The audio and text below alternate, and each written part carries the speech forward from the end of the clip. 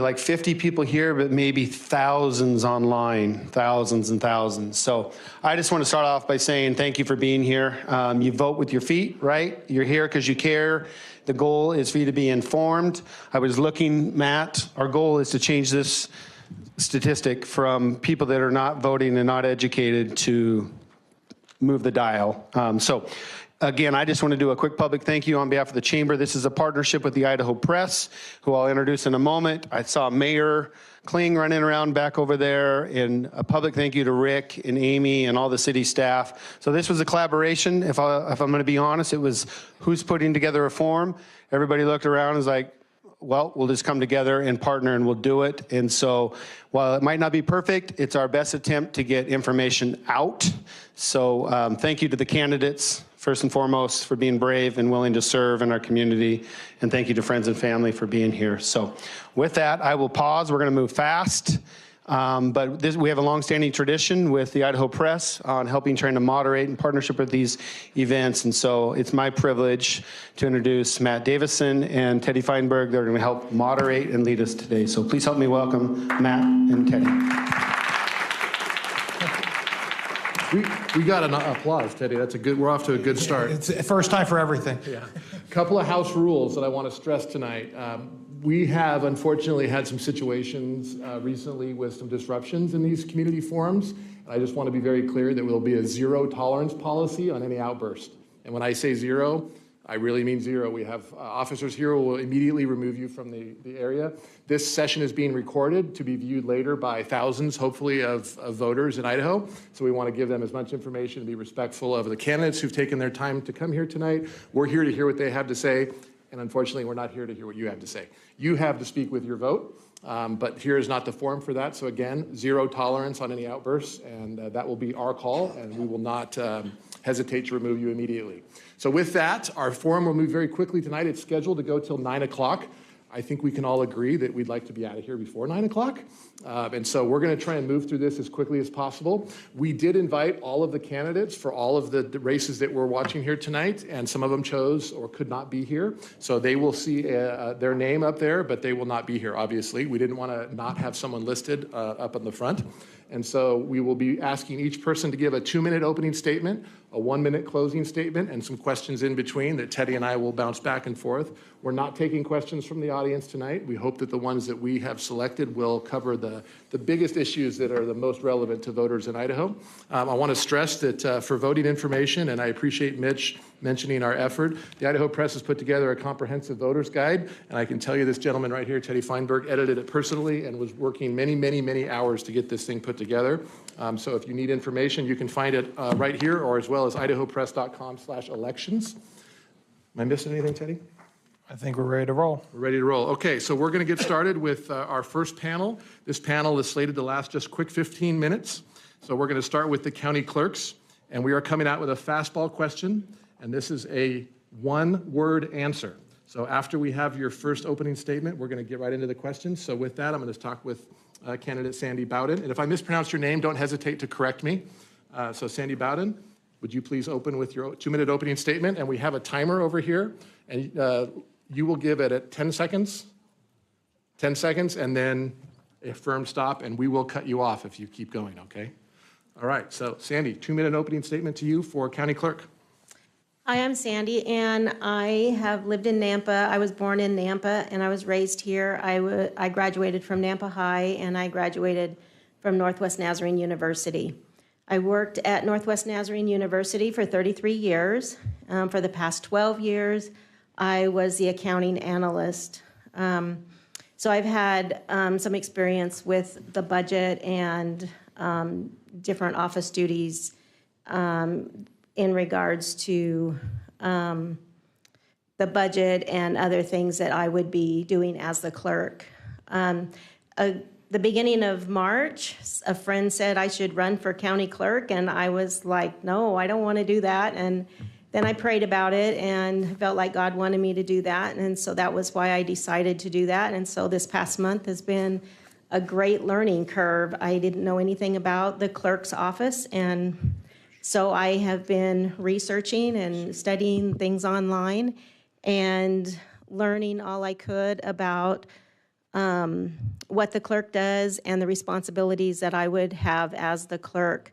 I feel that the more I learn, the more the last 33 years at Northwest Nazarene University has helped me to be able to do this job.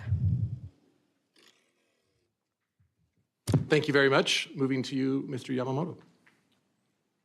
Thank you. First off, thank you, Press Tribune, Chamber, City of Nampa for hosting this event. And I'm really pleased to be one of the first because, you know, in high school with my last name, I was always the last. So it's nice to be on the front of the program.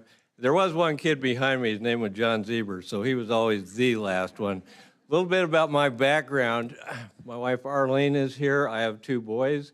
My daughter-in-law Kelly is here. Further back, mom and dad and 2 of my sisters. So I'm telling you what, that's what it's all about, family, God, family, country. A little bit more about myself. Grew up on the family farm, born and raised here in Idaho. Farmed for multiple years, got into some manufacturing and conducted business in 17 states and 11 different countries. So I'm finishing my 3rd term as county clerk. I want to go one more time because we have some things to do. We have to do some things about property tax, and I think you should be proud to know that Canyon County has been a leader in trying to do some property tax relief. We actually crafted a bill in Canyon County with the assessor's office. We gave that to the Concerned Citizens Group. It went to Bruce Skog. He took it to the legislature this last session. It never got out of a desk drawer. But we're making some headway. We're making some things happen there. So we want to finish that up. The other thing I want to finish is we need to get back on track with elections. With DOJ, ADA, getting kicked out of schools, COVID, we've lost a bunch of polling places, and we need to get that finished. Thank you. Thank you. So we're going to stick with the county clerk, and we're going to move on to the questions. So the first question is a one-word answer, and we're going to start with you, Mr. Yamamoto. Who won the 2020 presidential election, Biden or Trump?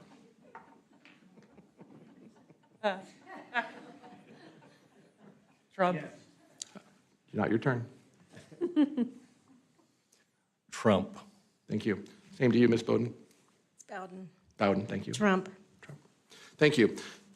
Teddy, you want to take the second question? Ms. Bowden, we'll start with you. Are Idaho elections safe?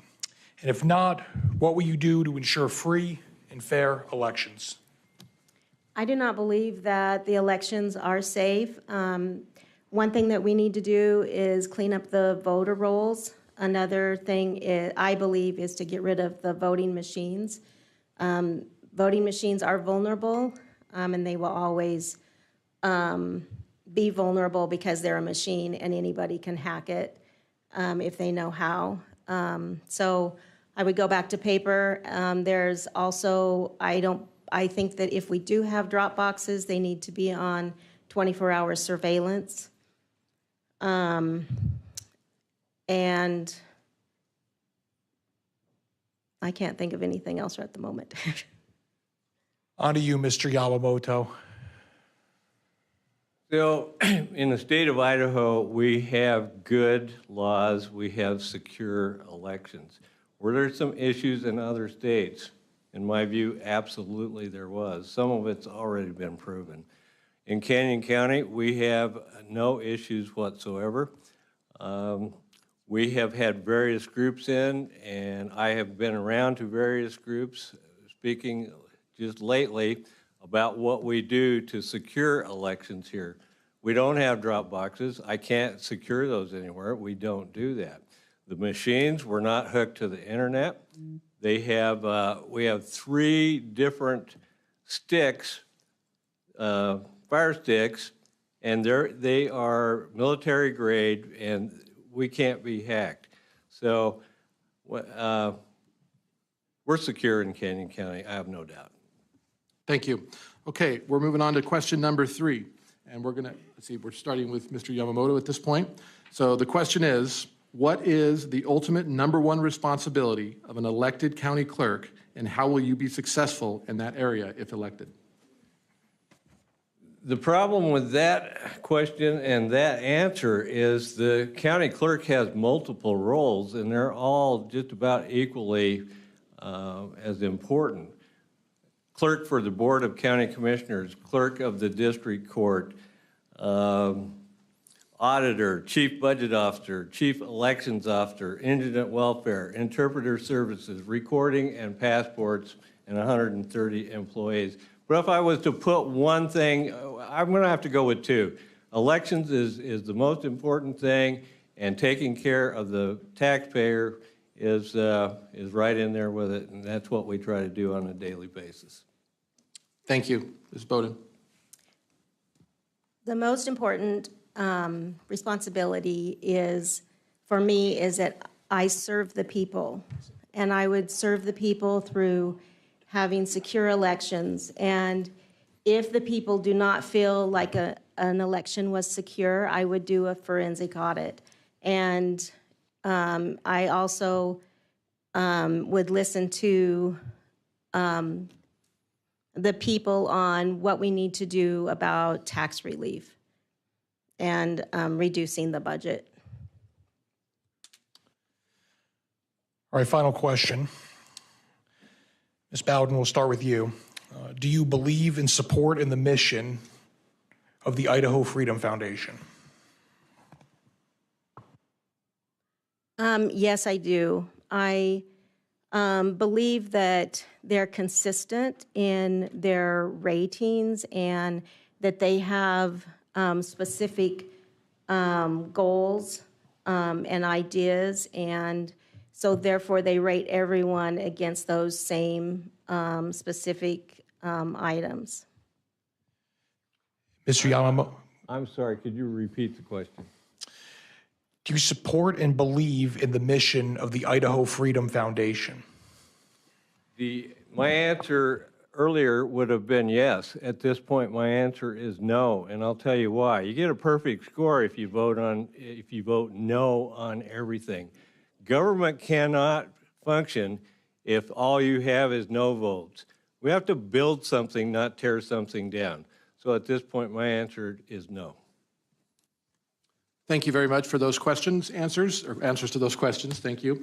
We are now going to move to your 1-minute closing statement, and we'll start with you, Ms. Bowden. I just want to thank you all for coming out and to learn more about the election process. I am new to politics. I'm not a speech giver, and so this is all new to me. I know that my main responsibility is not getting up and giving speeches. I would have to meet with department heads and work with the employees, and that is what I think that I would be able to do well, because I feel that we need to make sure that the county employees are happy and satisfied with their jobs and are willing to stay long-term. We need them, and we do have good employees. So I just would thank you for your vote on May 17th. Mr. Yamamoto. All right, what have we done with property taxes in Canyon County? 2 years running, we burnt fund balance. In other words, instead of taking more taxes, we took fund balance down. 2 years in a row now, we've taken no 3%, no foregone, and no new construction. And it's hard to know, it gets complicated, but basically what that has done has handcuffed the county into the future as to what they can tax on property tax. So I'm really happy. You know, we looked it up. In the 11 years I've been in office, we have left $126 million in the community. And $133 million if you count what doesn't go to urban renewal because of what we didn't take. So I'm asking for your vote. We've got some more work to do, and we've done a good job. Thank you. All right, thank you very much. We appreciate your time. We're going to move on to the race for Canyon County Commissioners. So we're going to look over here, and this is our county commissioner race. We've got District 2 and District 3 are up for election this time around. So we're going to move quickly to this. We're a few minutes ahead of schedule. Let's try and keep it that way. Since Connie Constantine is not here, we're going to start with a 2-minute opening statement from Mr. Brad Holton. Good evening, everybody. I'm Mayor Brad Holton, City of Greenleaf. Why am I running for Canyon County Commissioner? Because a lot of people requested me to do so. So to be very clear, I'm running for an office. I'm not running against a person. And so I can bring unique qualities of my experience and background to bear upon the county commission. So to be clear, a mayor and a commissioner are quite two different animals. So as a mayor, I have to make quick decisions, and I'm usually at the end of the line. My decision is it. Commissioners are completely different. We, as a commissioner, just have an opinion. And until another commissioner, 2, votes on something, it's just another person with an opinion. So what I'll bring to the commission is the ability to network and the ability to negotiate, the ability to work towards a solution. Will I get my way? Absolutely. It's not about getting your way. It's about making forward a positive sense for this county that I love. I'm a lifelong resident. I've been married for 45 years to my girlfriend back there on the back row, Laura, which is the first lady of Greenleaf, I guess, technically. But anyway, really, really excited to run against a very qualified person. And so we just have some different avenues that we would bring to the office, and I would say I'm very pleased with this big of a turnout. So this is very, very encouraging to me. Thank you for being here. Thank you very much. On to the incumbent candidate for District 2 County Commissioners, Carrie Smith. 2-minute opening statement, please. Thank you. So I'm going to start with a little bit while I'm qualified. I started my career at Development Services as a land use planner, moved on to the state. I also was in the IT department, moved on to the state as your state floodplain mitigation coordinator, so I did hazard mitigation. Then moved on to the city of Caldwell, where I was economic development specialist and recruited over 15 of the new businesses that are located in downtown Caldwell. Before that, also as a mother and going to college and working full-time, I started a nonprofit called Destination Caldwell. We are wildly successful. I'm incredibly proud of the success of that organization. We, along with the city of Caldwell, completely rebranded and created an incredible downtown. Through COVID, I was the main person that kept downtown Caldwell open. I supported our businesses. I took what was being considered as guidance from Southwest District Health and pushed every barrier I had and kept those businesses open. I've advocated for each person's right to choose to vaccinate, to mask, and that we're all essential and that we all needed to be open. So when I was elected as county commissioner, I worked to get the seat on Southwest District Health, and I removed those guidance items and I provided data. Data was important so that people could come to conclusions. Again, supporting our free right for choices in our community. And then since I've been on the board, I've done some really cool things. One of them, I love the Lord. I'm passionate about serving the Lord. One of the greatest things that we did, we're in a drought right now. We knew that that was coming in last fall, so we started and we did a local day of prayer and fasting for drought relief. We funded a new Fair Expo building, which again is going to continue to provide economic commerce to our community. Brought the mayors together, doing a growing together kind of philosophy of talking about growth. And that's it. 2 minutes is so fast. All right, good job, Jill. Thank you for staying on time here. We're going to move on to the District 3. So, Mr. Zach Brooks, 2-minute opening statement, please. My name is Zach Brooks, and I am running for Canyon County Commissioner of District 3. I was born and raised here. I grew up in Meridian until I was 11 and then moved to Canyon County, so I've lived here for just over 30 years.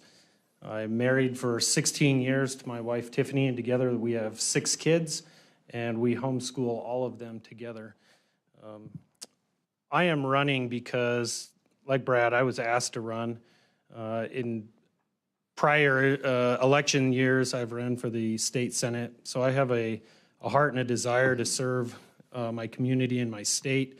At this time, if something doesn't drastically change at the county level, maybe even the state level of government, my own children will probably not be able to afford living here unless I win the lottery or do something drastically different with my livelihood and way of making an income. So those are the primary drivers that have made me decide to run for this office. I graduated from Lewis and Clark State College with a business administration degree with an emphasis in accounting. I have run my own business. I have worked for people. I like to say I've signed both sides of the check. And so in doing so, I am familiar with, regulations, taxes that businesses have to pay.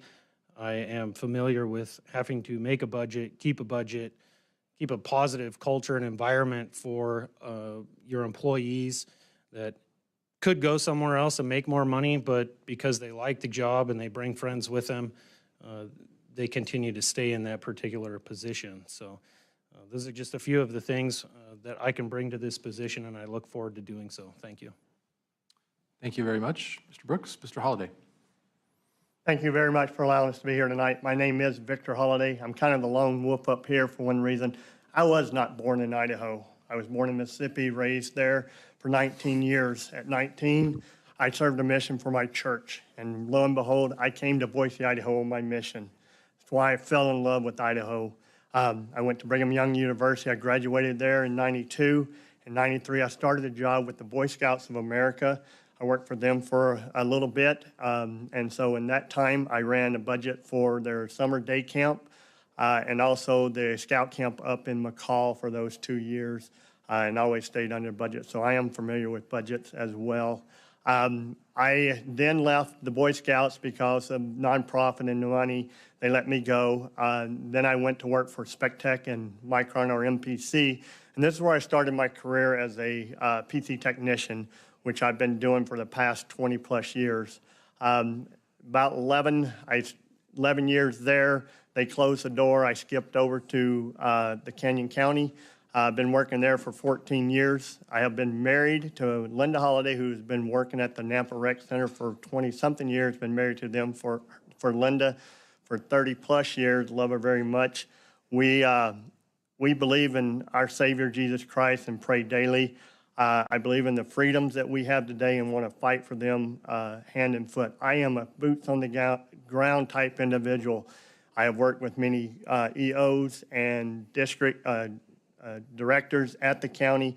I know them very well, and they will tell you that I work hard to make sure that we are continue to work hard for the people, and I want to serve this county with all my heart. Thank you very much.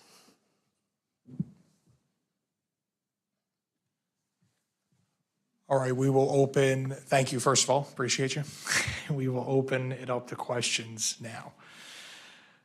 Question number one, in your opinion, what is the number one challenge facing Canyon County today, and what will you do to fix it? And Mr. Holton, we will start with you. We will move from my left to right. So Mr. Holton, you're up first. Thank you. That's a good question. So currently for our residential properties, the taxes is the big issue. And really, it's a tax shift. It was inadvertently made in 2016 at the legislature. They took away the indexing. Who was to know this kind of growth was going to happen this many years from then? But what we have and what we see is, as an example, if there's a saying that's true, if all of the city's budgets were frozen at 2017, today in 2021, all of those properties would still be paying more taxes if those cities' budgets were frozen. Why? Because of the transfer of the value. So commercial, as an example, Walmarts are not being bought and sold, but property are. The residential for 2016 is at $423,000 is the average starter home. And so that value is getting transferred from out of the industrial into the residential. Big problem that we have to solve. How much time do we have? 1 minute. They always had to, in speech class, they always had to give me maximums. So I needed to know my 1 minute. Okay. So biggest issue, I reported on this in the voter guide. Number one, which I don't think most of us will say, we do have a crisis with mental health and teens. I had no idea I was passionate about this, but in 1 week, Nampa School District had over 8 attempted suicides. We need a teen crisis center and an assessment center. We need to help our youth. We do have growth challenges. As a board member, I've actively been working on this. We are actively working on following standards for approval, not just doing blanket approvals. And we're working on an amended growth comprehensive plan. And then I think another issue, people are always concerned about property tax. I will just continue to advocate that the clerk's office and the Board of County Commissioners have worked very closely together. We just had a report from the assessor today that we had a $10 billion increase in assessment value, and I know that this current body is going to do everything we can to drive that levy rate down. We are not just going to take your money because we can. We are going to do the service that we're required to have to provide to you.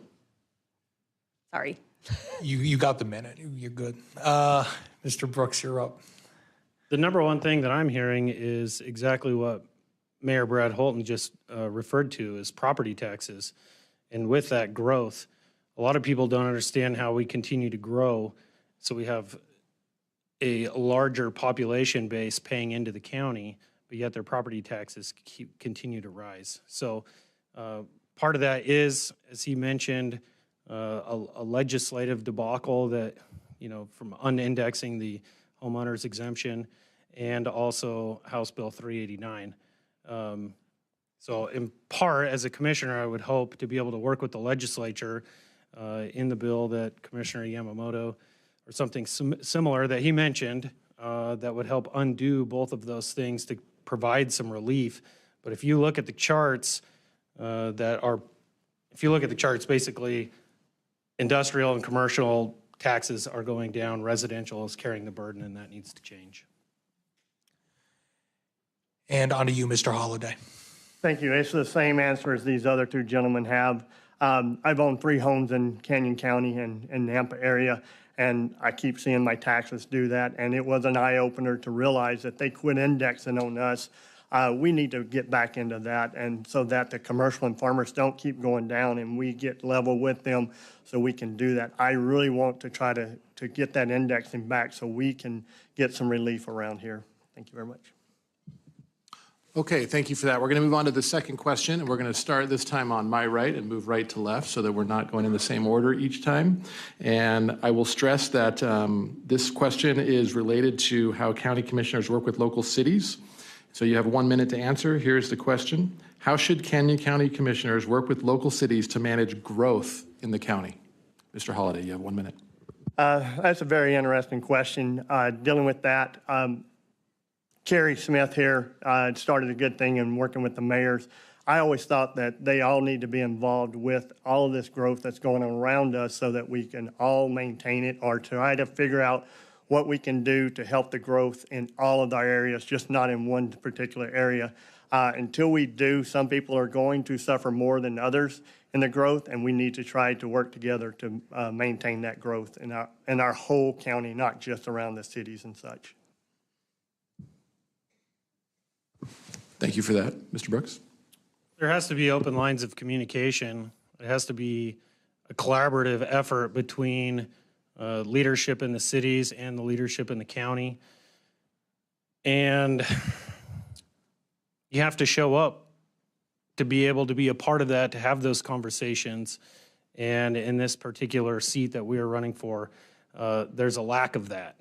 So the first step is showing up so that you can have those conversations, so you can find out just exactly what is going on at the city level, what they are deciding to do within their boundaries, and how that affects the county. For instance, the majority of the growth is happening inside of city limits and the impact areas rather than actually outside of those areas in the county. So it's very imperative that county commissioners be involved with the cities when it comes to growth. Thank you for that. Commissioner Smith? Yes, so I love this question because I'm a doer, so I'm not going to tell you what I would do, I will tell you what I did do, and that was what Victor said. when I took office, I got support from my fellow commissioners. We started like kind of a lunch meeting where we invited all the mayors. Today was one of those days. We had record attendance. We had 8 of our mayors come. So that, I think, is a testament to the quality of the meeting. We're having true conversations about managing our growth. The jail, my dad was the former sheriff. We have a problem. Our jails are full. That's a conversation that we need to solve as a community. And so we're having those hard conversations together. That's really important. And showing up, like Zach said, hearing from our mayors what they need and then supporting those efforts wherever we can, hearing from them and helping them. And that's what I do. Thank you, Mr. Holton. So I'm the president of the Treasure Valley Partnership, which is all of the mayors and all of the commissioners in Ada, Canyon. There's some in Elmore and Owyhee. And so the coordination with other public entities is a must. And so as a commissioner, it's true that the growth is 95%, and I don't know that that's an exaggeration, in the city limits, and 5% of the growth currently is in the county. So the county and the cities need to really coordinate together. And why do you have growth like that? Is because with all of the regulations now, they really need to be connected into public utilities. And if you just had spot isolated developments out in the county, where is their water, where is their sewer? And eventually we're going to run out of good quality water. And so how we grow is going to be very important for our future. Thank you very much. Question 3. Recently, there was an ugly disagreement between a commissioner and several elected Canyon County officials. Do you agree or disagree on how that situation was handled and why? And Ms. Smith, we will start with you on this one. We're going to go Ms. Smith, Mr. Holton, Mr. Brooks, Mr. Holliday. So Ms. Smith, you're up first. So that's a politically charged question, and it does exist. I will stand by that we cannot share the personnel problems that existed with Commissioner Van Beek. And you had 8 elected officials that signed a letter, and we knew that there was a pending election. We knew that it could be a political nightmare. We cannot share the personnel issues. And so I would encourage you to think that there was elected officials that put their neck on the line to say that there was a problem. We asked in quiet without it going public. I'm not sure who released it, to give her grace. And I wish that our prosecuting attorney and our sheriff would do more that they said that they would do. And they're putting us in an awkward position, but I wish I could share more. Thank you, Ms. Smith. Mr. Holton. So the most I'm going to say is that the situation is disheartening. What I know is I don't know. And so the potential is you don't burn bridges. So the reality of it is tonight, I could be voted in and Pam White could be voted in and Leslie Van Beek is still there. And it would be foolish and stupid of me as a future commissioner to even step into this at all. I just don't know, and I'm not going to burn bridges. I want to go forward and build working relationships with these people.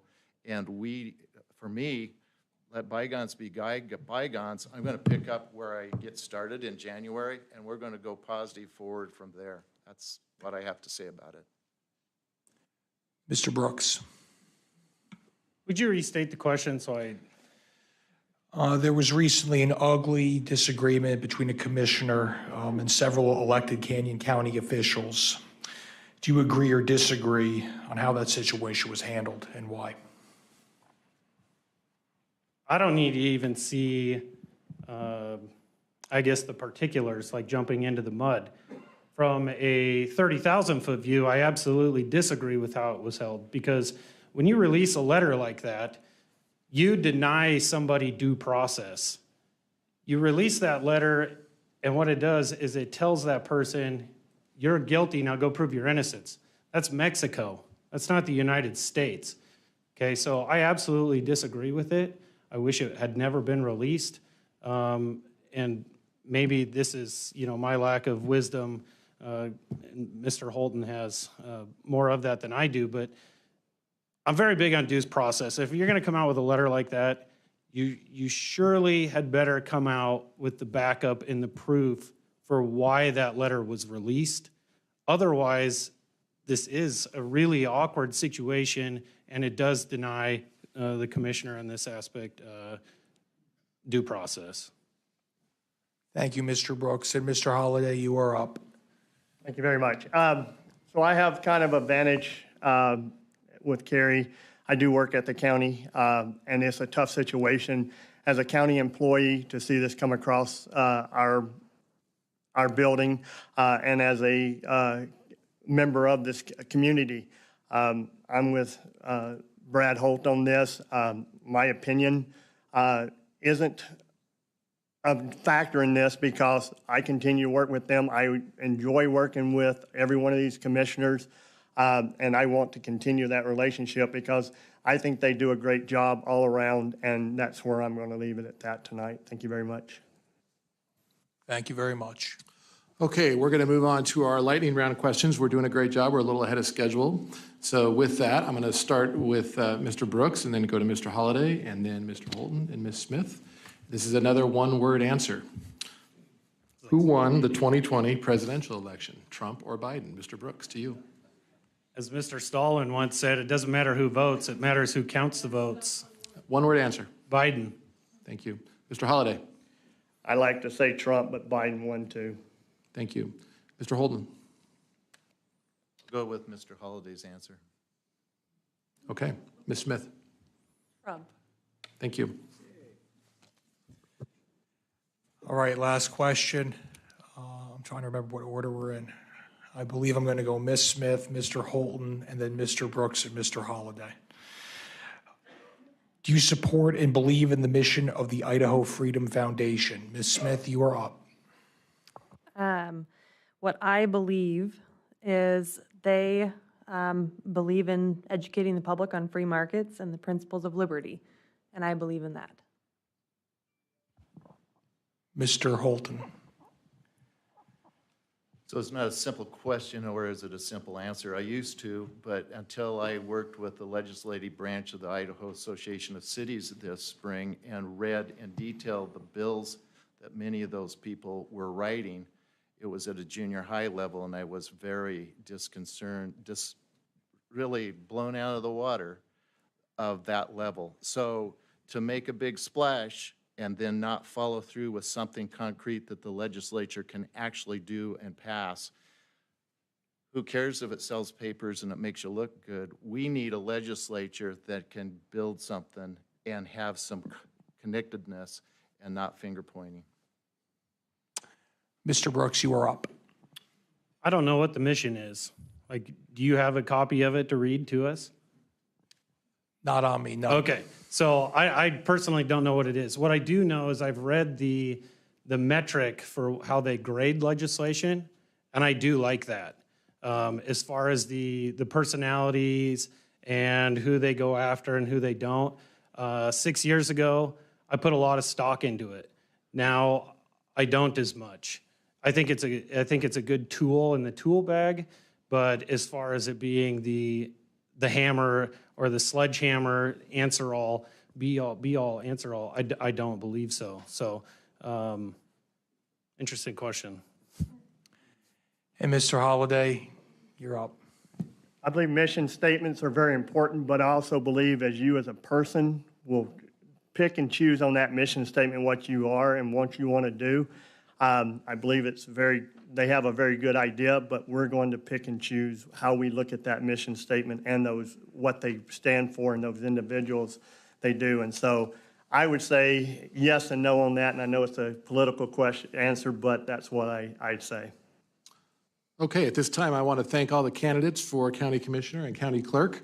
That's our first panel. It is now concluded, so we're going to take a very brief break and get some candidates up here for District 10. And so thank you for your time attending. Oh, wait a minute. I'm sorry. Hold on. I forgot to close. That's my fault. I forgot to close. You each get 1 minute to close in the County Commissioner race. My bad. Thank you, Mitch. The first error. I'll pay my fine later. So we're going to go backwards. Since we had opening from left to right, Mr. Holliday, you have a 1 minute closing statement, and we'll move through. Well, my name is Victor Holliday. I'm running for Canyon County Commissioner in District 3. My main word is serve the people. As I serve the employees of Canyon County, I work hard for them. I work hard for the commissioner's director. My 14 years there kind of gives me a head start that when I step into office from day one, I don't have to know anybody. I know them already and ready to go to work. I will be present, I'll be transparent, I'll be accountable, and I will be available for you to talk to when I can. Thank you very much. Thank you, Mr. Holliday. Mr. Brooks. Yeah, my name is Zach Brooks. I'm running for Canyon County Commissioner, District 3. Thank you for being here. I was hoping that we'd have a few more questions directly related to the commissioner's race so that you could see a larger differentiation between the candidates. I wish the incumbent would have shown up so that you could see that differentiation. But as Victor said, we will show up. I will show up. I've shown up to every single forum that I've been asked to arrive at this far.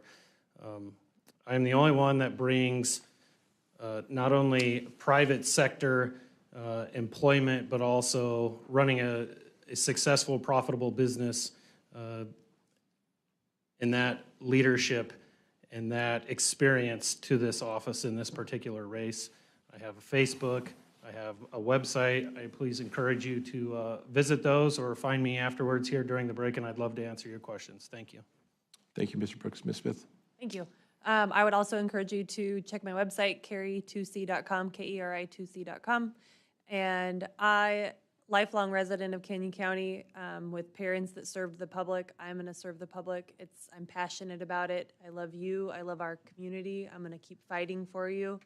I'm going to do things that you might question, like the Commissioner Van Beek issue, because I love our community and I am going to do hard things even when there was a time on the health board to increase the amount of freedoms that you had and fight for our rights. I'm going to do hard things for you. I have a history of it. Hard things like revitalizing downtown Caldwell when even my dad said, don't waste your time. He meant it with love, but you tell me no, and I'm going to figure out a way for you because it means something to you and it means something to me. And I'll just keep fighting for you because I love you. I truly do. Mr. Holton. Well, thank you for being here tonight. So I'm probably the longest term political elected official in the room at 27 years. And I have a lot of ground that I've traveled. And I would like to bring that to bear on the county commissioner's position. I know I can make a difference. I love this county. I've been in business for 45 years. I've been on nonprofit boards for 30. And I've been elected 7 times as mayor. And you don't do that in a small town because your word isn't any good. So if I give you what I'm going to tell you I'm going to do, I'm going to follow through on that. And what I'm going to tell you I'm going to do as a commissioner, I'm going to collaborate with my other 2 commissioners. We are not going to agree all the time, but we are going to work for the best solution for the county. Whether it's what I like or not, it's what's going to be best for the county. Wonderful. Thank you for that. Let's give our candidates a round of applause and move on to District 10. Thank you.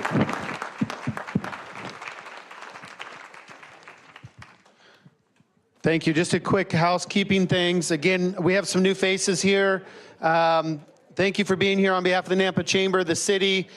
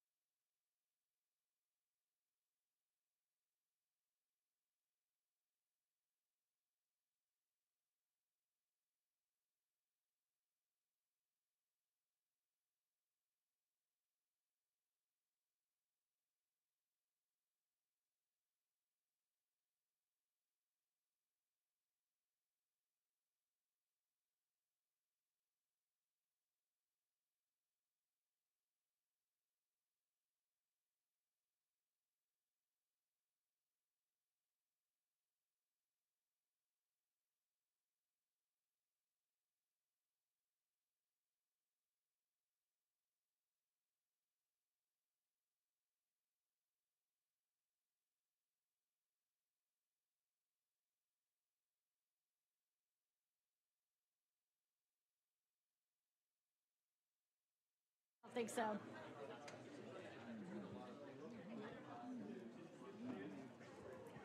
Jay Snyder, have him take a seat, please.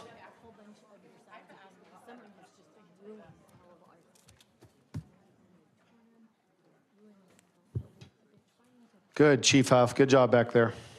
Thank you to our officers for being here. We have some people that came in since we got started at the beginning, so sorry to repeat, but Mitch from the Chamber, this is partnership with the City of Nampa, the Chamber, and Idaho Press. Restrooms are around the corner. I was asked that. There is open seating out in the lobby for some extra seating. And then again, all the candidates have their materials out front. So if you want more information after they're done speaking, please go get that.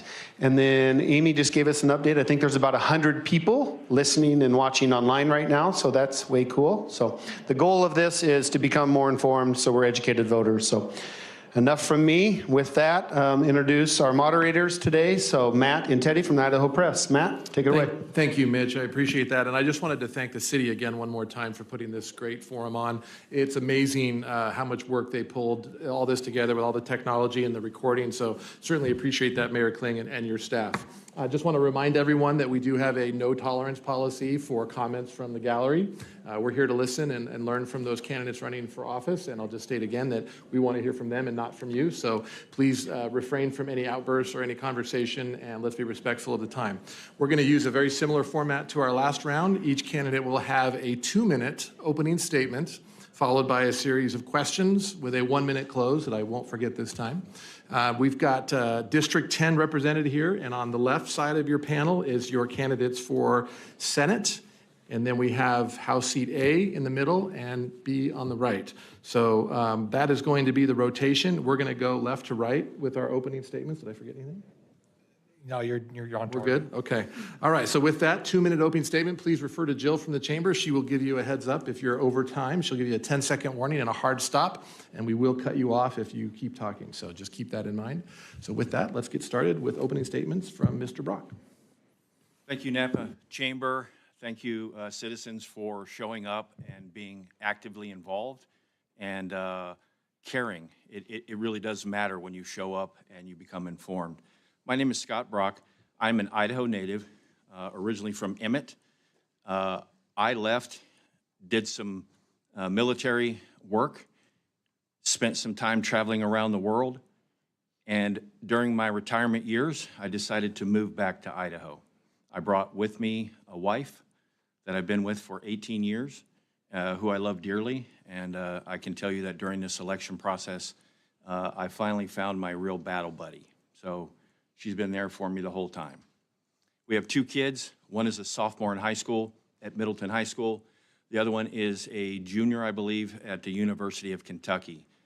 She is an academic standout from Middleton High School and received a full-ride academic scholarship to UK, and she's doing fantabulous. I currently live in Middleton. I own a few businesses there, including a Middleton Gazette newspaper. I own a Star newspaper, and I own a fencing company, and I do real estate. I have a small security and investigations firm.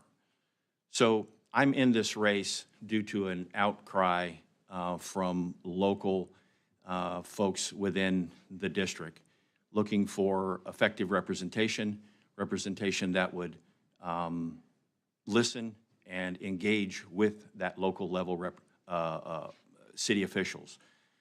So that comes from Star and Middleton.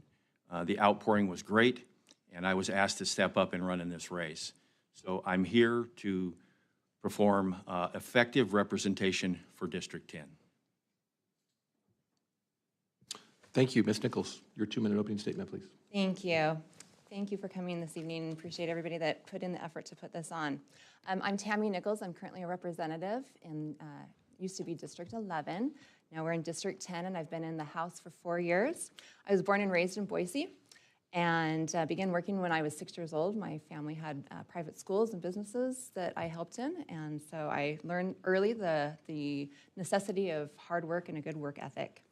I returned back to school when my children were in school. I have 5 children, 3 that have already graduated from Middleton, and 2 that are still in the high school, and 1 that is over in Eastern Oregon right now, going to Eastern Oregon University. I've lived in Middleton for almost 20 years, and I completely enjoy the rural way of life. I am a proven conservative and have received several awards for my conservative voting record, both in policy and fiscal areas. I've also received several awards for my dedication to God, country, and family. I am known throughout the state as a peopletician, and I have people from all over the state that contact me to help them in various areas that they're needing. I serve as a director for women in government and as a state leader for the Phyllis Schlafly Eagles. And I also work as a governmental consultant for several local and national organizations and several media outlets, including the Epic Times. I believe that people need to be part of the governmental process, and that government is there first and foremost to protect the rights of the individual and to uphold the Constitution. I uphold my oath of office and am here to lobby for the people that cannot afford a lobbyist. I want to continue to serve and to be a voice for those that are in our state, a voice that cares, a voice that matters, and a voice that stands for liberty, freedom, and truth. Changes are needed in the Idaho Senate. I bring knowledge, experience, and the ability to lead the Senate in a positive direction for the people of Idaho. Thank you. Thank you, Ms. Nichols. On to District 10, House Seat A. Rachel Hayslip is not able to attend tonight, so Mr. Moyle, you have a 2-minute opening statement. Thank you very much. My name is Mike Moyle, and I want to thank the Chamber and the City of Nampa for putting this on. I would be remiss if I didn't introduce you to my beautiful wife, Janet, in the back. She's the boss, so if you ever want to know who the boss is in our home, that's Janet. We have 5 children and 8 grandchildren. We have a 9th grandchild coming in September, and my daughter does not appreciate any of the boy names I've presented to her, so hopefully we can find one we can agree on, but I don't know that she's going to give me much say. I farm for a living. I farm from north of Nampa on Midland up through to Middleton, across Middleton to Star and Eagle. We also have a farm in eastern Idaho and another farm in northern Idaho.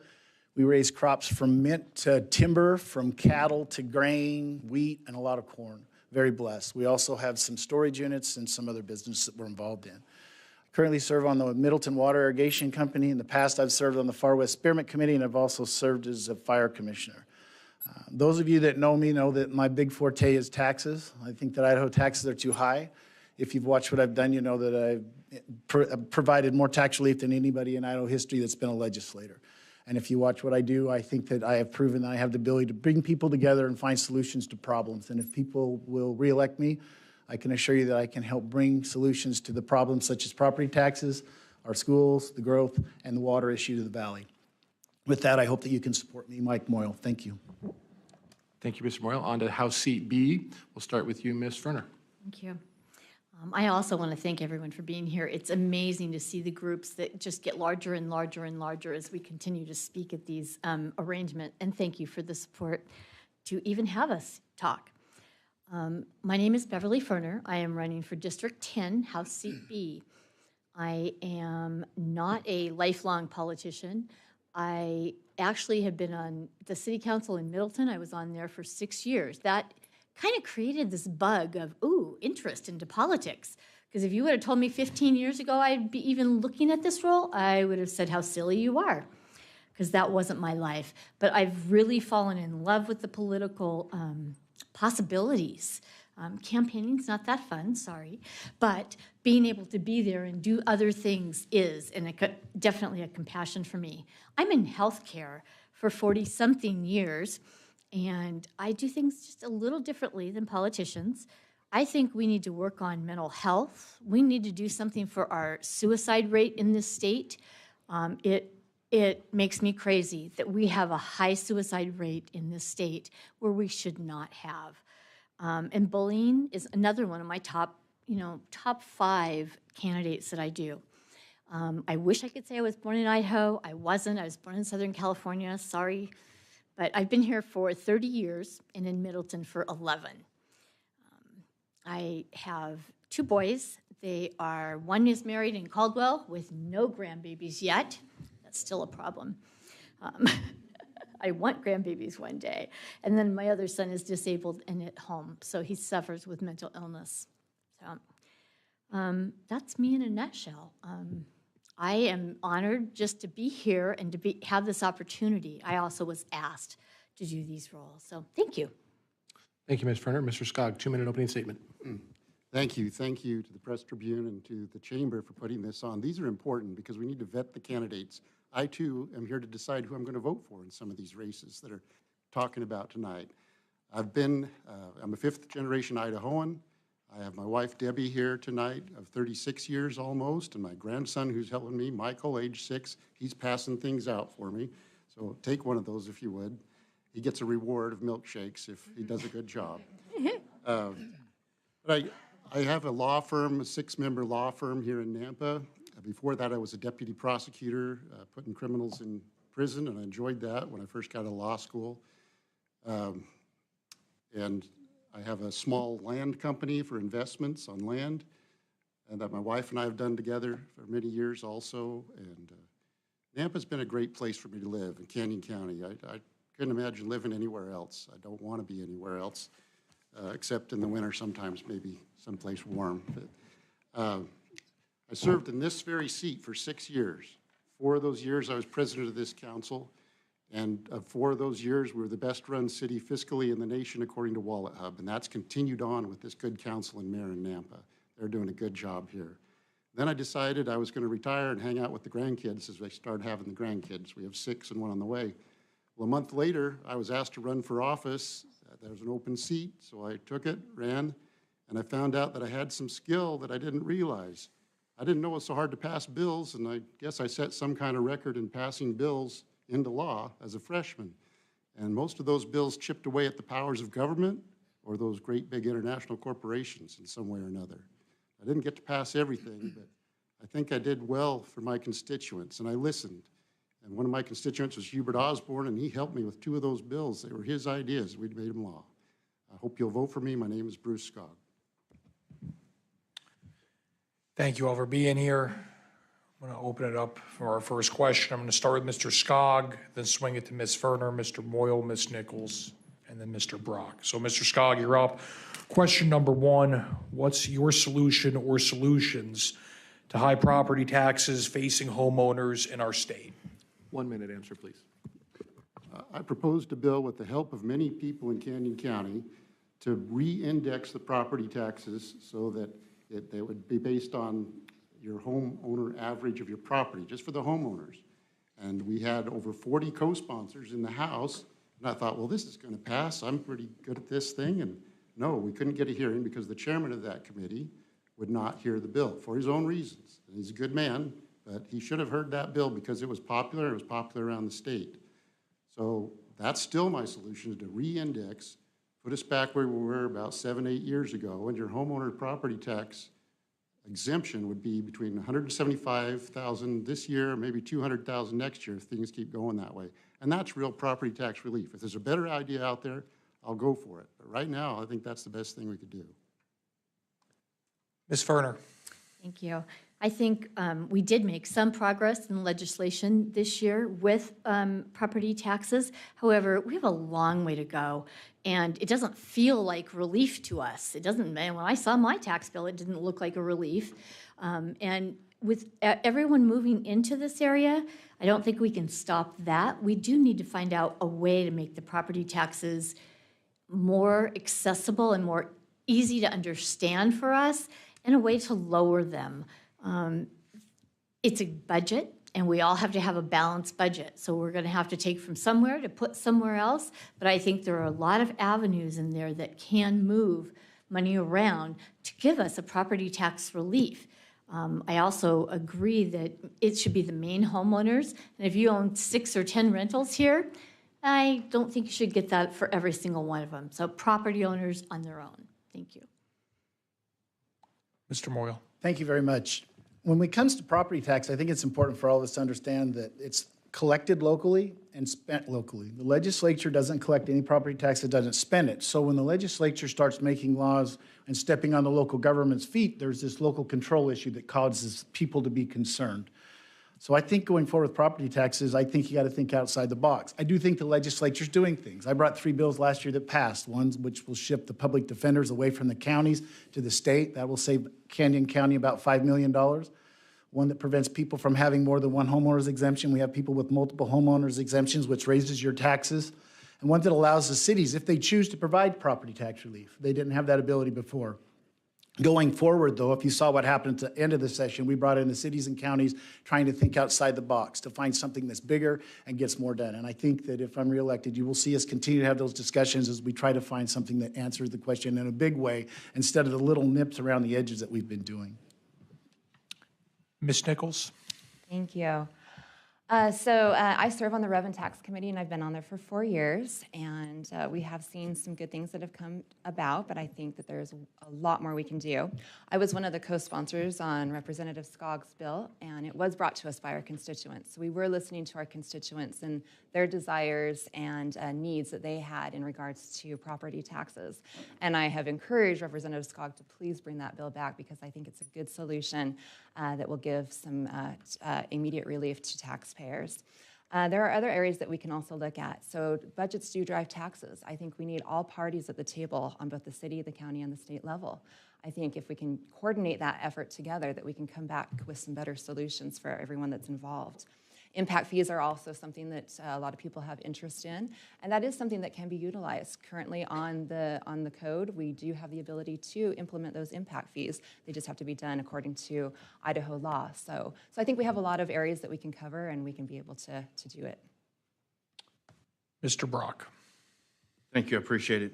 So property tax has been something that I've been working on for about 4 years. I've had more or less the same plan on my website for 4 years. Number one includes impact fees for schools.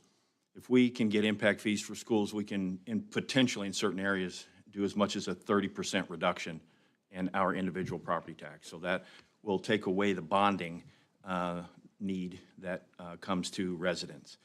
Number two is an overhaul of the circuit breaker, and not just, as Mike said, trimming around the corners.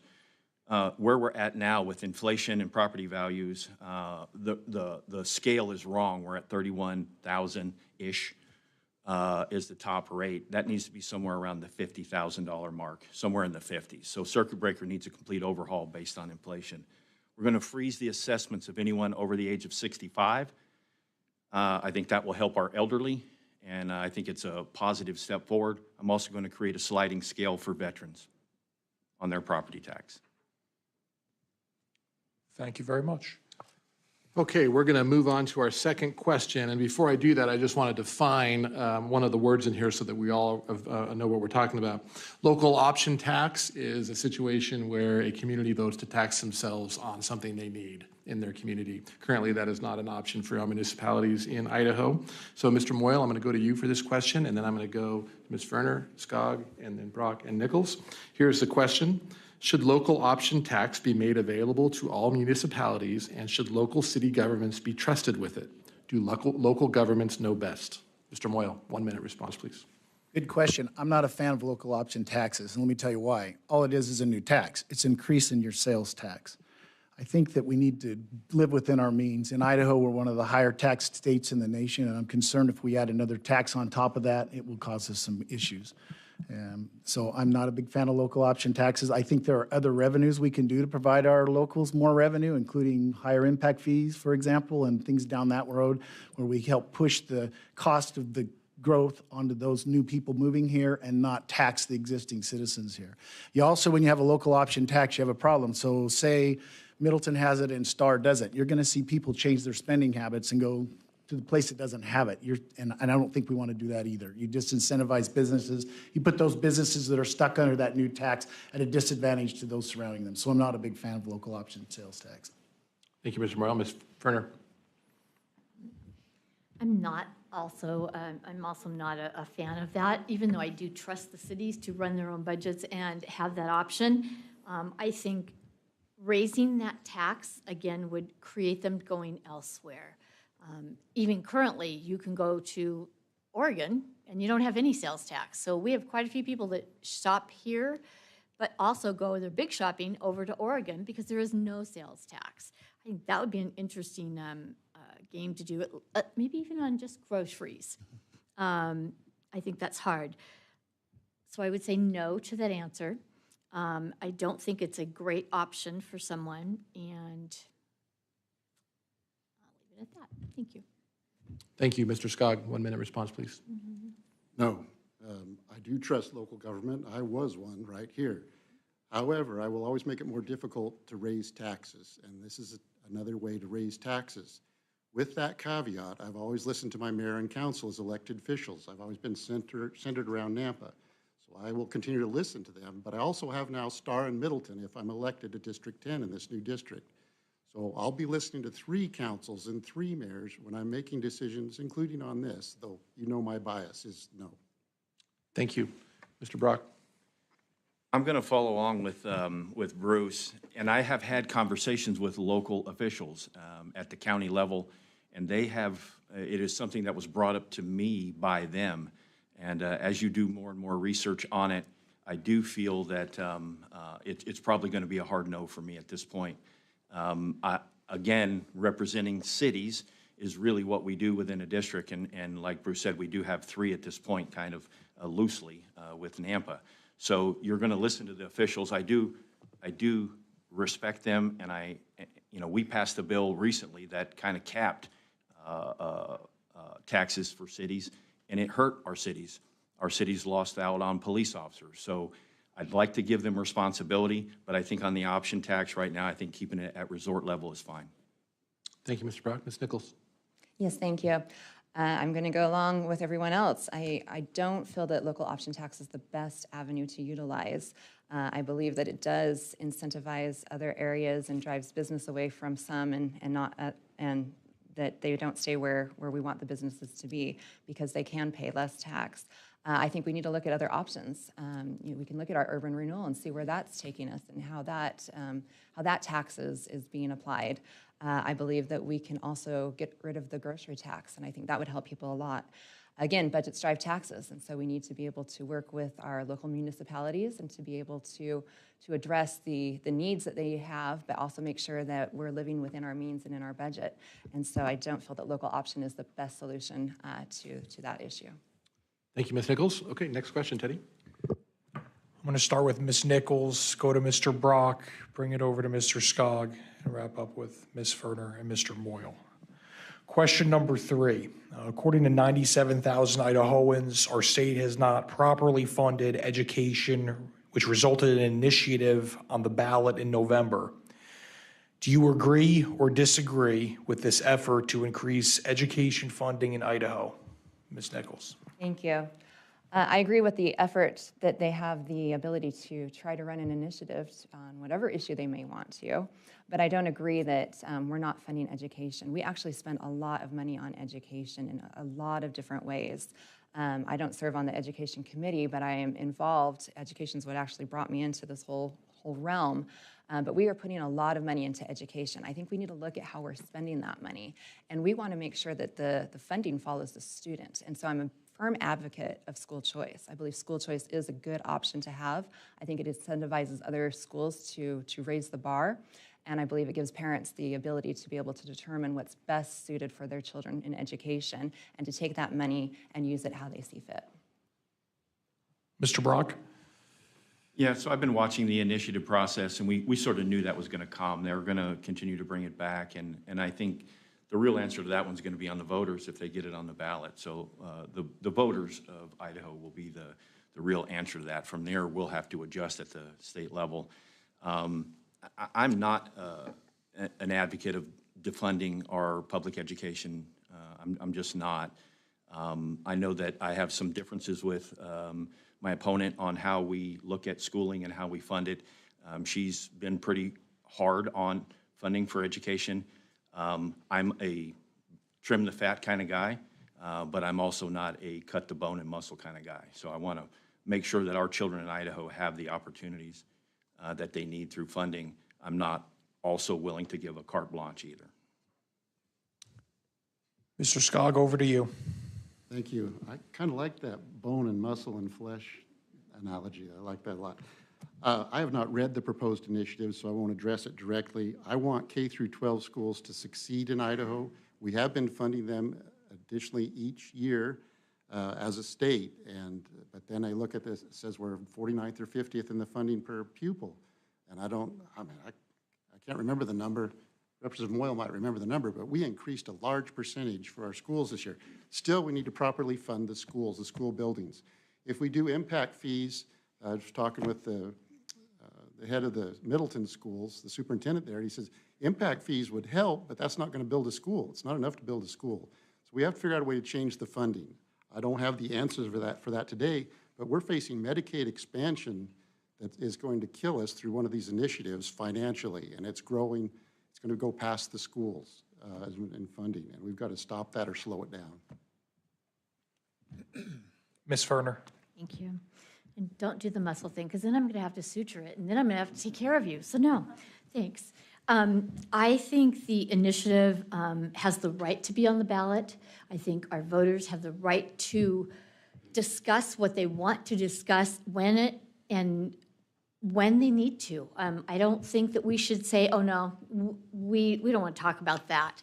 Education is our future, and because those are the kids that are going to be taking care of you and I sooner than not.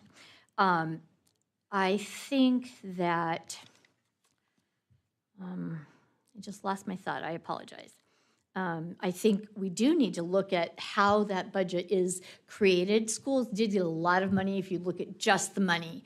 But if you look at all the things that it has to go to, that is a lot. And I am pro impact fees for schools because I think it will help start funding some of the schools we need. Thank you. Mr. Moyle.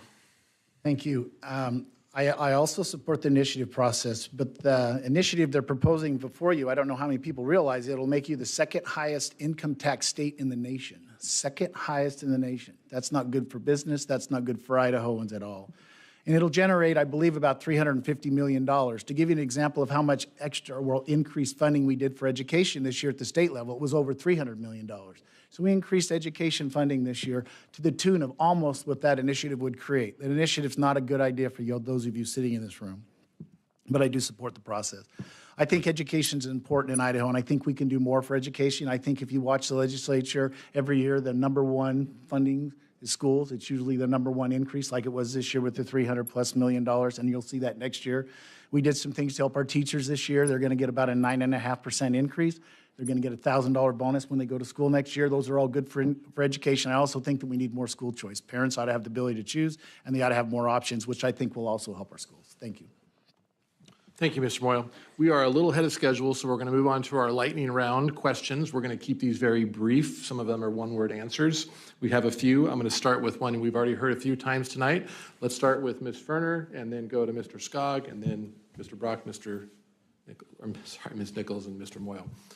Okay, so the question is, who won the 2020 presidential election, Trump or Biden? Ms. Ferner. Trump. Mr. Skog. I'm not sure. One-word answer.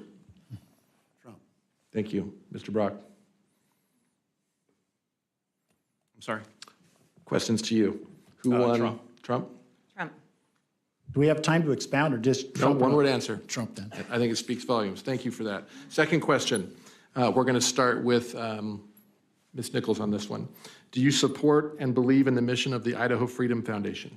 Yes or no? Ideally, one word. This is the lightning round. Yes. Okay. Mr. Brock. No. Mr. Skog. Yes. Ms. Ferner. Maybe. Mr. Moyle. Sometimes. Okay, this has come up a few times tonight, so I wanted to add this into our lightning round. We've talked about impact fees, and to clarify, in the state of Idaho, new construction is allowed to charge impact fees on lots of different things to pay for roads and many different infrastructure needs, except for schools, which is why we have bonds.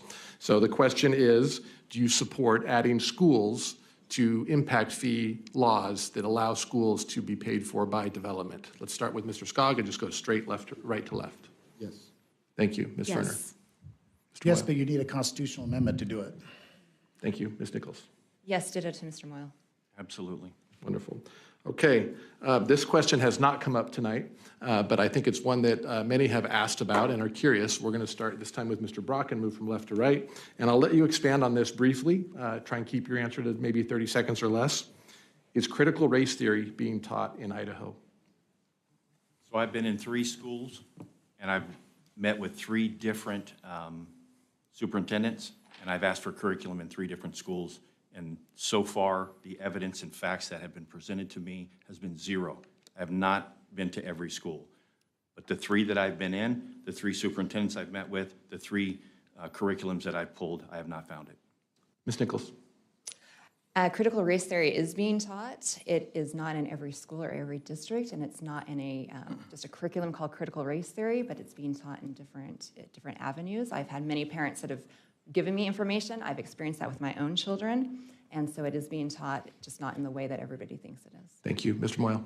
I haven't seen it in the grade schools so much. I've heard stories, haven't been able to prove it, but more so in the colleges. Some of the university classes, when you look at some of those curriculum, I have students that come up to me to stuff, and I think maybe in the universities, but I don't know them for sure. Thank you. Ms. Werner. I agree. The education in the elementary school and middle school, I have not seen that. However, in colleges, I have seen. Thank you. Mr. Skog. Again, Middleton superintendent says if we taught that in my school, I'd pull my kids out. So I think in K through 12, it's happening on rare occasions, but not much. I'm more concerned about the Hate America crowd and the Hate Our History crowd, whatever you want to call that. And that is out there, specifically in our universities. I have my own daughter that went through it, and other people that have gone through it. That tunnel of oppression they had to walk through at the BSU when Trump won the race with people screaming F words at my daughter. Now, that's not right. I'm not paying for that kind of garbage. So you'll see me vote no on the university budgets until they change the attitude towards our American history. Thank you, Mr. Scott. We're going to move on to closing statements. So you have a 1-minute close here. We're going to wrap this up a little bit early for District 10. I'm going to start with Mr. Skog since we went that other way before. So we're going to move from right to left with 1-minute close. Mr. Skog, your turn. Thank you, and thank you for being so efficient on the time. The best predictor of future behavior is past behavior. So you'll hear different politicians as we go around going to say, I'm going to do this, going to do that. Well, what have they done? What have they done in their community? What have they done in the legislature if they're serving there? So I hope I've been good enough to be reelected by all of you. Respectfully, I ask for your vote. I've been in the fight on many issues that showed up in your paper. And that wasn't my intention to be in the paper, but it just happened because I didn't shy away from those thorny issues that my constituents wanted confronted. So again, thank you for voting for me last time. I hope you'll vote for me again. And to my friends in the blue, I always back the blue. Thank you, Mr. Skog. Ms. Ferner. Thank you. And again, thank you for being here and staying and listening and participating in our lives as well. I am a nurse practitioner. I am a healthcare provider. I have different menus maybe or venues of looking at mental health issues, suicide rates, and decreasing the bullying that is in our schools currently. I was asked by one of the educational groups about what's the worst thing about our high schools now? 9 of my friends who teach in the high schools in this county said bullying. 9 out of 10 are concerned about that first. That's not an okay answer. So yes, we have property taxes. Yes, we have education. Yes, we have roads. We have infrastructures, tons of other things. But I'd like the opportunity to bring in healthcare and healthy people into Idaho and District 10 candidate. Thank you. Representative Moyle. Thank you. I'm going to make it clear that I love Idaho. We have a lot of growth here because Idaho has something that everybody wants. And I want to keep it the way it is. I don't want to change it. And I think I've proven through the years that I can do that.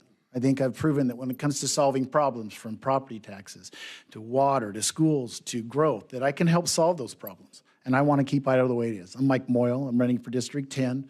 I love this state, and I hope that you can support me. Thank you. Thank you. Representative Nichols. Thank you. Thank you again for your time tonight.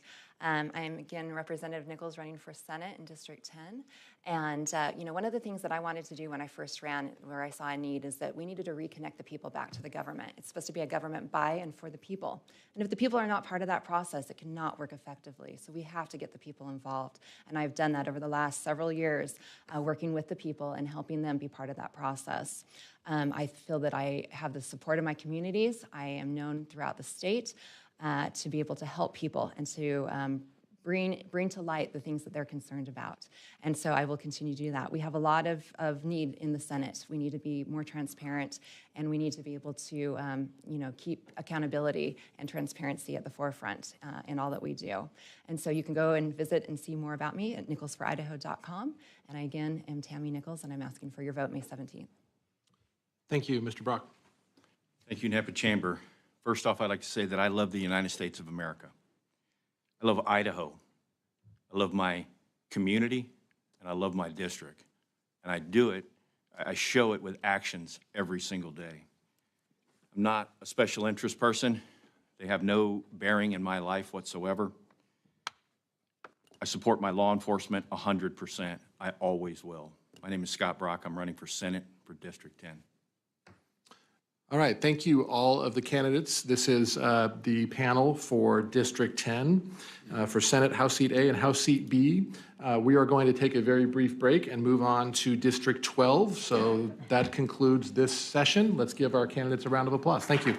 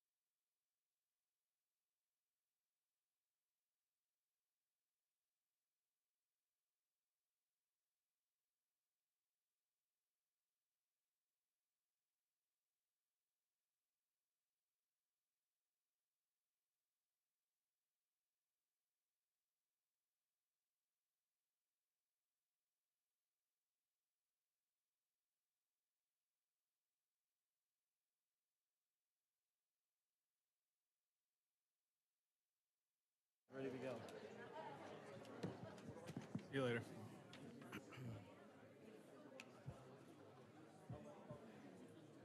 Lucky. I'll just pass it to you. I feel like I went to the prom with no date. Okay, we're going to keep you on track. I do see just a couple familiar faces that walked in after the fact. Again, Mitch with the Nampa Chamber, thank you for being here. This is a partnership with the city. Thank you to the mayor. Thank you to Rick and Amy for all the hard work on this.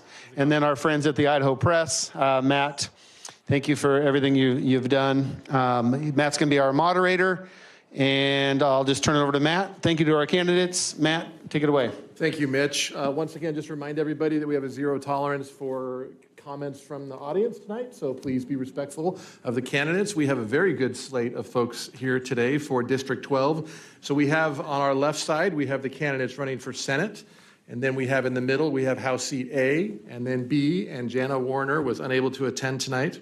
So Teddy, I'm going to turn it over to you. Thanks, everyone, for being here. We're going to start out with a 2-minute opening statement from each of you. We're tight on time, so we're holding you to it. So keep it at 2 minutes. We're going to start with Mr. Adams. We're going to move from my left to right. So Mr. Adams, then to Mr. Netzley, and so forth. If we mispronounce your names, please inform us. Thank you. Mr. Adams, we'll start with you. All right, thank you. My name is Ben Adams. I currently am a representative from Nampa for the District 13. It got shifted out into District 12, but it's same people, same town. I was raised on the mission field in Ukraine for a large part of my childhood, and when we came back, my family moved to Emmett, where my dad pastored, and I went through my high school years. After that, I joined the Marine Corps and married my wife, Rebecca, and did 2 combat tours in Afghanistan. Came back, and as soon as I got out of the Corps, I said, I'm going back to Idaho. So I came straight back here. Me and my wife are blessed to have 2 children, an 8-year-old boy and a 18-month-old daughter. I've advocated for veterans a lot. That's kind of where my heart is. However, I ran in 2020 because I felt like things were getting a little crazy, and lo and behold, COVID hit right in the middle. And it just so happens that I ran on the concepts of individual liberty, the concepts of limited government, and it seemed like it was a prime time for what I was running on. So I banged the drum harder and harder, and the citizens of Nampa chose to elect me to go represent them and fight for their rights at the State House. And over the last 2 years, I have done that outspokenly. So something that was very important to me, I pledged not to raise your taxes, and I did not. I voted against every attempt to raise your taxes. I voted to cut your taxes, in fact. And those are big priorities, so going into the Senate, I'll continue those. Good. Mr. Netzley. Hey, my name is Thomas Netzley. I'm running for Nampa Senate District 12, thomasforidaho.com if you want to go on my website and see what I'm about. I am a Christian conservative man. I was born in the damn state of California, sorry. But you can't choose where you're born, right? So very early on, I knew that the principles that dictated California was not what I wanted. My wife and I have done a little bit of jumping around. We went to Wyoming and Montana and landed here, and this is home for us. We moved here in 2018. This is the promised land, guys, and so I want to keep Idaho, Idaho. So I'm up here. I'm living the dream. I have a beautiful wife over there that I can't take my eyes off of. I have 6 awesome children who are well-behaved, not from my perspective, but all of my friends say that. So I am standing up here today to stand up for conservative values. My best friends are all cops. I am pro-2A. I am pro-blue line, pro-Second Amendment. I am pro-medical freedom. I basically want to keep the government out of our business. I am here because I am small government-minded, and I look at the current slate of politicians that are sitting up on our Capitol here in Idaho, Capitol Hill here in Idaho, and I think if they stood by what the Idaho GOP platform wrote down, we probably wouldn't be as impassioned here, but we see a lot of people who run on one thing and vote another way or slip behind the scenes and fade off into nothingness. So I'm proud to be here today, and I would be happy to represent you. Again, thomasforidaho.com. Thanks for your time, guys. Hi, thanks for being here, everybody. I know this is a late night and going to get later. My name is Jeff Cornelis. I'm a Nampa native. I'm 4th generation here. I went to Nampa Public Schools and the University of Idaho. My wife and I have raised our 5 kids here, and we never missed a chance to go to school board meetings. In fact, I was on one of the charter school boards for a few years and coached a lot of their sports. I think it's imperative as a parent to be involved in your kids and involved in their education, in school and out of school. So we made sure that happened. And I want that for my grandkids and my great-grandkids. I want to keep Idaho. Everybody that I grew up with says the same thing. The people that have moved here say the same thing. I've had people that have moved here and said, you know, I'm kind of sorry I moved here because I'm changing things. So we want to keep Idaho, Idaho. Even the people coming in here, as long as we're Idaho, we're good. I own a business in town, have for 30 years, run that and paid taxes. I signed the front of the checks as well as the backs. And I think it's important that you bring that to a business entity to the state legislature. I think you have to understand business. I think you have to have some seasoning. I think it's important to be involved in your community, to know who you're representing, and to be able to go to them on a day-to-day, week-to-week basis and ask, how am I doing? What needs to be done? What do I need to do differently? What do we need to do differently? And I'm doing that. I've been involved in the community for over 30 years intimately. I'm on a couple committees in the city and service clubs. We give a lot of our time and resources, so thanks. All right, thank you. My name is Michelle Hamilton, and I want to thank everyone for being here because you gave up an evening, but most importantly to me, it means that you care, and that's the first step to change, is that people care. So I'm grateful that there's this many people here, and we have a continual turnover, which means there's actually even more. So I thank you for doing that. So my name is Michelle Hamilton. I grew up in Canyon County. I raised my kids here, and now my grandkids are being raised here. I have been married 35 years. My husband is here in the crowd, of course. He likes to stay in the background. Most people don't even know that I'm married because he likes to stay in the background that much. But he's always there. He's my biggest supporter, and I appreciate him for that. We have been self-employed almost my entire adult life, which, as everyone knows, when you are an entrepreneur and a business owner, you wear every hat there is. And so I have literally had experience in just about anything and everything, from taxes to, sweeping. So it's one of those things. I've been a contractor for many, many years, and some of you I might have actually worked on your house before, that's for sure. I know I did his. So our kids have had wonderful lives here in Canyon County, and I want to keep Canyon County the way it was for me, a great life, and for them. I became a precinct committeeman many years ago when I wanted to get involved when the kids were gone. And then actually I became the county chairman, and now I work as the state vice chairman and the director of communications for the lieutenant governor. Thank you. I will also say I'm very grateful for everybody that's come out tonight. As Michelle said, this process is important because you all are engaged. If we don't have engaged voters, we don't have engaged politicians. And then we see issues and effects that we've seen the last 2 years through COVID happen time and time again. My name is Sebastian Griffin. There's a couple people wearing some shirts just in case you need to see the spelling. And I love Nampa. I love Nampa more than anything. I love Nampa, I love Canyon County, and I love Idaho. My wife, Macy, and I grew up, we were raised here. My family's here, her family's here. We're here, and we're here to stay.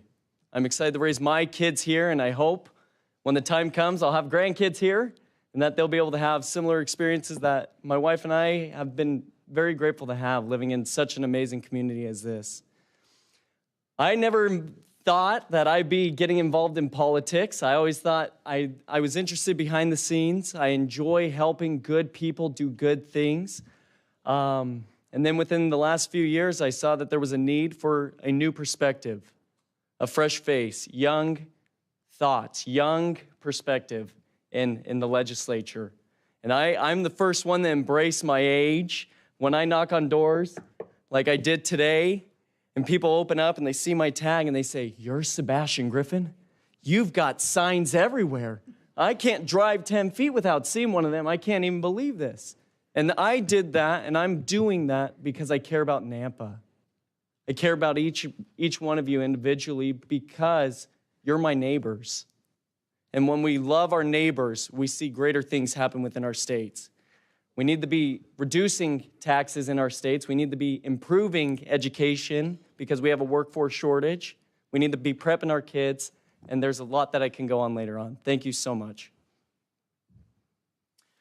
Well, good evening. I'm Jaron Crane, your District 12 Seat B candidate, and I'm sorry Jana Warner couldn't make it. That would have been nice to meet Jana. I'm a third-generation Idahoan, third-generation veteran, third-generation business owner now. So I went to Nampa Christian schools from kindergarten all the way through 12th grade. I then went off to Bible college in Florida. From there, I got a basketball scholarship and went up and played basketball at Ohio Christian University. I finished my associate's degree, came back around 2011 to Nampa. So 2011, I married my wife, Clarissa, and joined the Idaho Army National Guard, and I started Boise State University to get my bachelor's degree in political science. So 2014, I graduated with my bachelor's degree from Boise State. In 2019, I finished my contract with the Guard. And in 2020, my brother and I bought a business here in town, American Fire Protection. Since 2014, I've been running my parents' company with my brother every single day. So business owner, business manager has been my thing. So that's what I've alluding to Michelle's thing of you wear every hat, you honestly do. So fast forward to 2020, there was an open seat. Ben was talking about that earlier. I elected not to run at that time. Brent and I were buying our business together. I'm like, hey, you're already in office and someone's got to mind the store here, so I'm going to go ahead and take care of running the business. You go ahead and keep serving people. So there was opportunities for city council. I prayed about those. Those didn't feel right at the time. And then COVID hit. And as a business owner, you looking at your people saying that you're essential and you do matter is something that I never would have thought I had to tell an employee. So it became apparent to me that this is the time to run. This is the time to get involved. We need people that are going to stand forward. And in the face of adversity, they're not going to run. They're not going to have flight or fright. They're going to actually stand and fight. So that's why I'm in this, is to serve you all and represent you all as District 12 Seat B's candidate. Thank you, Mr. Crane. Okay, we're going to move on to our question rounds. And with the first question, we're going to start on the right side and move from right to left. And we will continue to shake up that order so that there's no advantage for who gets to answer first. And we're also going to change the order of the questions that we asked for the last panel. So question number 1 is going to go to you, Mr. Crane. And you have 1 minute to respond. Please keep an eye on Jill for your time. And the question is, according to 97,000 Idahoans, our state has not properly funded education, forcing the public to push for an initiative on the ballot in November. Do you agree or disagree with this effort to increase education funding in Idaho? You have 1 minute response, please. Yeah, thanks for the question. The research that I have looked into has shown that education is actually the largest part of our budget. So we are giving schools, great amounts of money. The question I would have is, what are they doing with what they're given? We need to take a look at how they're spending those dollars. I'm super proud of the fact that the legislature raised teacher salaries. Fantastic. More isn't always the answer. Pouring on more dollars onto something that is already getting a ton of money isn't the first thing I would go to. I would go to, what are we doing with what we're given? So that would be my answer to that. Thank you, Mr. Crane. Mr. Griffin. Thank you. I believe initiatives are essential. We have to have the process. With this initiative, I go back and forth. we look at it, and I probably would not be a supporter of the initiative currently, not because I don't support education. I say this because if we approve the initiative that's happening and proposed right now, we will be the second most expensive state for income tax. We're going to see that increase, and we're going to see it not only here, but on the national level, it will be recognized as that. Initiatives are essential. I think we need to be supporting our teachers as well as our students, and we can, even though people don't believe it, that we've seen in the last 2 years, we can do that at the same time. We can support our teachers, we can support our administrators, as well as supporting our students. When I was 18 years old, actually, I got a bill passed at the state legislature to provide opportunities for students because I care so much about this topic. Education is easily the most important thing happening in Idaho right now. Thank you. Thank you. Ms. Hamilton, 1 minute, please. So one of the things that I believe is that we are taught for years and years, we've been told we're not funding education. We're not funding education. And I don't know who makes that decision. I feel like it's a narrative that is being put out there that we're not funding education when it's the most money we spend by our state budget on everything. And this year we increased it a whole bunch as well, a ton. Just the amount of salaries that have been raised, in the last few years. So I feel like we should not bow down to the dogma that we're not giving education enough money. I don't believe in throwing money at a problem. I feel like the problem with education goes beyond the funding. I do believe in the initiative process. They've done the work. They deserve to have it on the ballot. But I do not believe, I would not support the initiative, no. Thank you, Ms. Hamilton. Mr. Cornelius. Not a simple answer, like they've all said. The initiative, I mean, that's been a big lift for them to get where they're at, and I'm glad they are there.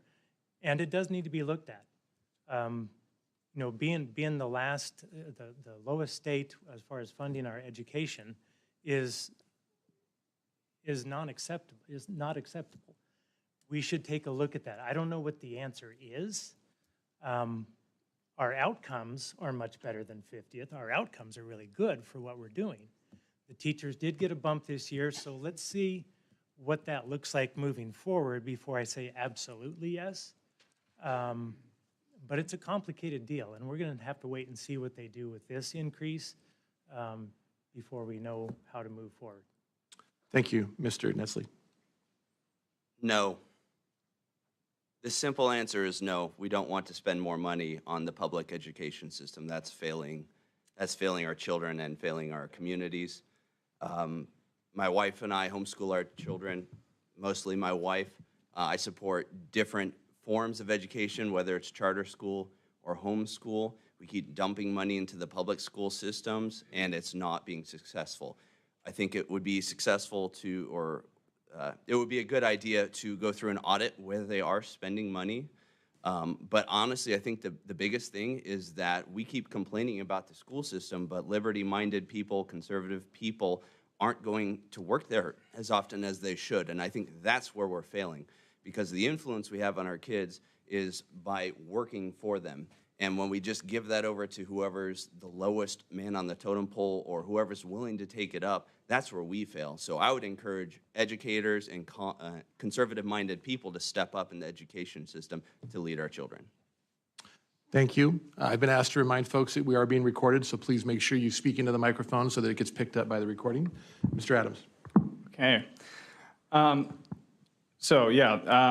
Let's see. Let's talk about the initiatives. I also agree that the initiatives are very important. My first year in the legislature, I voted against some legislation that would have made the initiative process more restrictive, because that's your right, and it's enshrined in the Idaho State Constitution.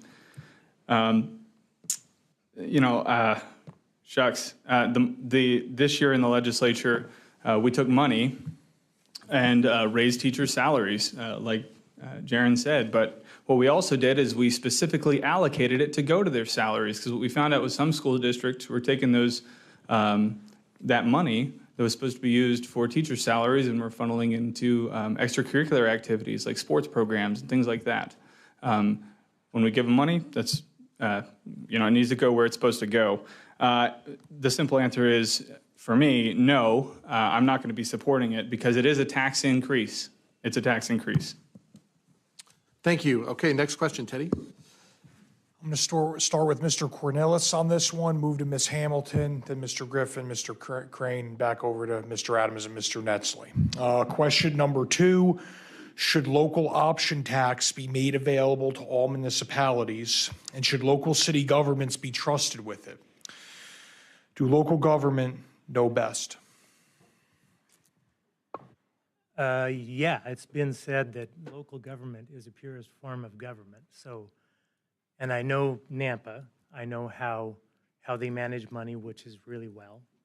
I would trust them with that, but I don't know if that's the simple answer for every community. I know my community really well, and I know how they manage their money, and I know what they do with it and why. So I can't give you a complete answer on that, but I know my city, and yeah, thank you. Ms. Hamilton. So the simple answer is a tax is a tax is a tax. And all you're going to do is hurt the small businesses within your community. You're going to drive business out of your community, and it won't solve any of the problems. I would never, ever vote for a tax increase on Idaho, period. Mr. Griffin. Thank you. And like Mr. Cornelis said, right in Nampa, we're blessed. We're blessed with a great city council right now. They're fiscally conservative. And I trust them to govern how they're governing. I believe another tax increase is just another burden that we're putting on Nampa citizens.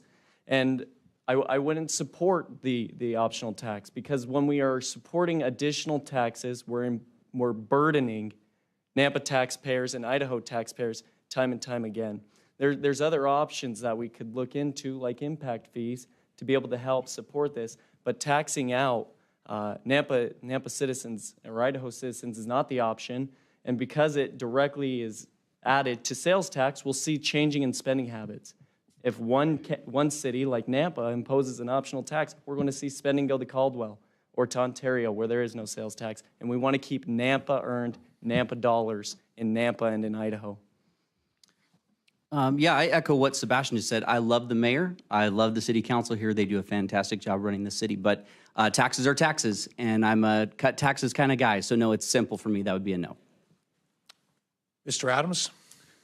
Yeah, 2 years ago when I ran for the legislature, I was the only candidate to come out outright and say, no, I do not support local option sales tax, because ultimately it's a tax increase, and I'm not going to support that. Mr. Netsley. Yeah, I mean, we're talking taxes.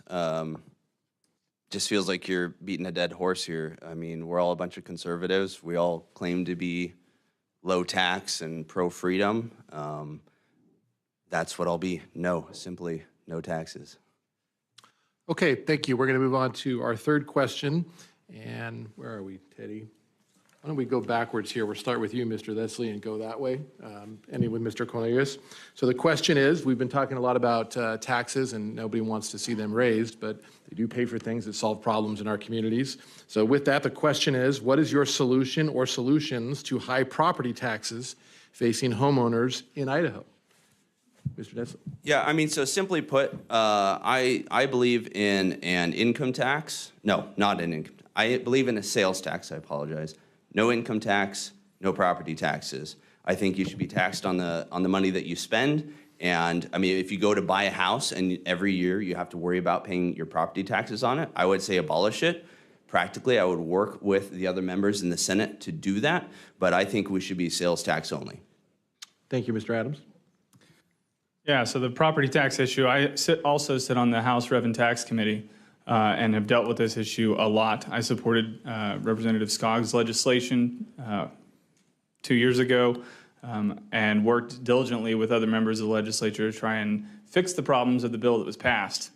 There was a proposed bill this year that never got out of committee that would eliminate primary residence property tax in lieu of a 2% increase in your sales tax. And I said, I like half of that. So I figured out how much it would cost. It would cost about $717 million to eliminate primary residence property tax. That's what I want to focus on. I want to focus on how we can take government growth, what would be government growth, and turn it into tax cuts. I think that's very important that we use the growth of the state, that we use where we're at as a state to push that money back to you through tax cuts. Thank you, Senator Adams. We're going to move to Mr. Crane. Yeah, so I only have a minute to answer, so I'll make it as quick as I can. I was door knocking a few weeks ago, and I was approached by a guy, and he said, hey, I would like to talk to you really quick. I'm from California, and I'm like, oh, great. You know, where's this going to go? And he said, no, if we got one thing right, it was Prop 13. And I said, really, what's that? So he told me a little bit about it, and I looked into it a little bit. I don't believe that I have the silver bullet for solving our property tax problems, but I will tell you what, that is a very interesting idea to me. And in short summation, the property has an assessed value, and year over year, you can only increase it 1%. So once the property changes hands, it's reassessed on its value. That's a very interesting idea to me. I've had a lot of people in the community that I've talked to about that idea and said, hey, that should be discussed over there in Boise. I would love to have the conversation. And there's a lot of people smarter than myself over there. But I would like to have a conversation about that idea and see if it is something that would work for Idaho. Thank you, Mr. Crane. Mr. Griffin. I'm grateful for this question because, like Jared, I've been out knocking, and it's easily the #1 issue that people bring up. I've had the privilege to get to know and visit with monthly our assessor, and our assessor is the one who assesses our home values and taxable property values. We need to reestablish indexing. Right now, the homeowner's exemption is $125,000. With inflation, within the last year, I don't know, this surprised me, but I visited with him and he said this year alone, we're seeing 45 to 50% increase on home or property values. If we had indexing currently available, it would then bring it up to $175,000 to $200,000 of a property tax exemption rather than the $125,000 currently. We need to reestablish indexing because it helps attack this issue head on. Thank you, Ms. Hamilton. We absolutely need to return to the homeowner's exemption indexing. I believe that's one of the main things that we can do to help, but we also need to figure out a program to help our seniors. Something where people are not priced out of their home that they've lived in all their life. We need to look out for those people. That's very, very important. I don't believe property taxes is a one solution problem. I believe it's a multi-pronged problem, and we need to face it from several different positions. But most of all, we need to start with the indexing. That needs to be returned right away. But of course, all property taxes are budget-based. So that is one of the things we have to return. We have to look at budgets. We have to look at all those kind of things. It's not a one-step issue. Thank you, Mr. Cornelius. Yeah, I think indexing is the answer, getting back to that we had 6 years ago. Property taxes, again, is the #1 thing people comment when you're knocking on their door. If you ask them, 9 out of 10 times it'll be property taxes. And so we have to do something immediately. So if getting back to indexing is a big issue, a big lift right away, we can just raise it again. We can just raise it from the 125 that it was increased to last year to something higher, just to help something immediately, because people are saying we need relief now. I talked to a 71-year-old woman the other day who said, my home is paid for. She lives in a really nice subdivision, nice place. She said, if we go through this again, I won't be able to stay here. And I've been hearing that over and over again. So we need to do something. Indexing, I think, is it. Okay, we're going to move on to our lightning round. This is the 2 questions I'm going to ask are one-word answers. Okay, one-word answers. So let's do it. I'm going to start out with Mr. Griffin. I'm going to move then to Ms. Hamilton, Mr. Cornelius, these 2 gentlemen, and Mr. Crane. Question number 1 in the lightning round. Who won the 2020 presidential election, Trump or Biden? Donald Trump. Trump. Donald Trump. Cheating. Oh. You said one word. Donald Trump. Trump. Okay. Question number 2 in the lightning round. I'm going to start with Mr. Crane, and then I'm going to swing it back around to Mr. Adams and this way. Do you support and believe in the mission of the Idaho Freedom Foundation? Sometimes. I'm going to say sometimes as well. Yes. I'm going to say no. Mostly because of... One word. Oh, okay. No. Yes. Sometimes. Thank you. Okay.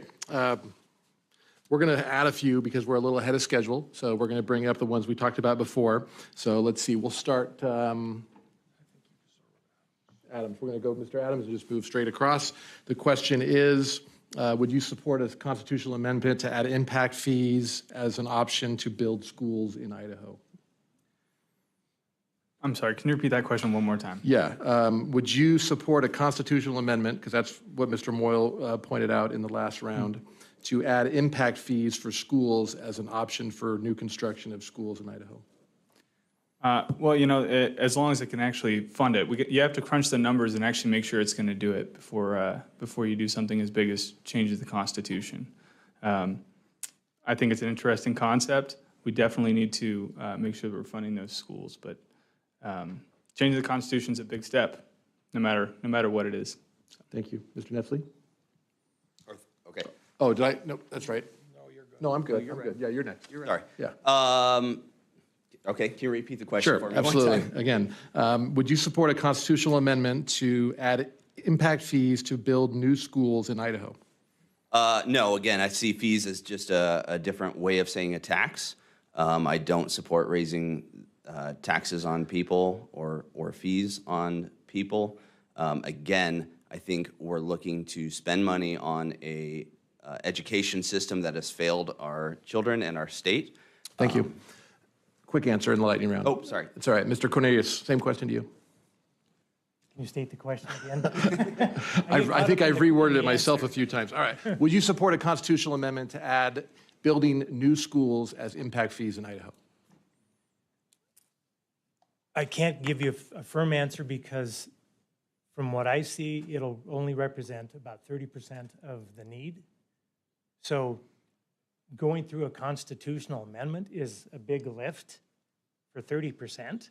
So I think if the numbers can be reworked and if the constitutional lift is worth doing that, then yes. Thank you.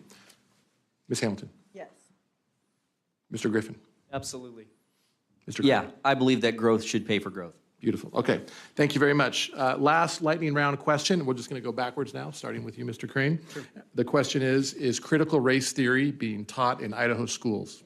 It's an interesting question. I started out this campaign with not having much understanding of if it was or wasn't. So I started to sit down with different people that are more versed in education than I am. And they showed me some stuff that I was shocked to see. So I do believe that hate, lack of love for this country is being taught 100%. As far as the critical race theory, what I have also learned is that they're not using those terms anymore. They're changing some terminology. So I don't believe it's taught in every school district, but I do believe that there's things being taught to our kids today that definitely shouldn't be in schools and wasn't being taught even 10 and 15 years ago. Thank you. Yeah, sorry. That's right, Mr. Griffin.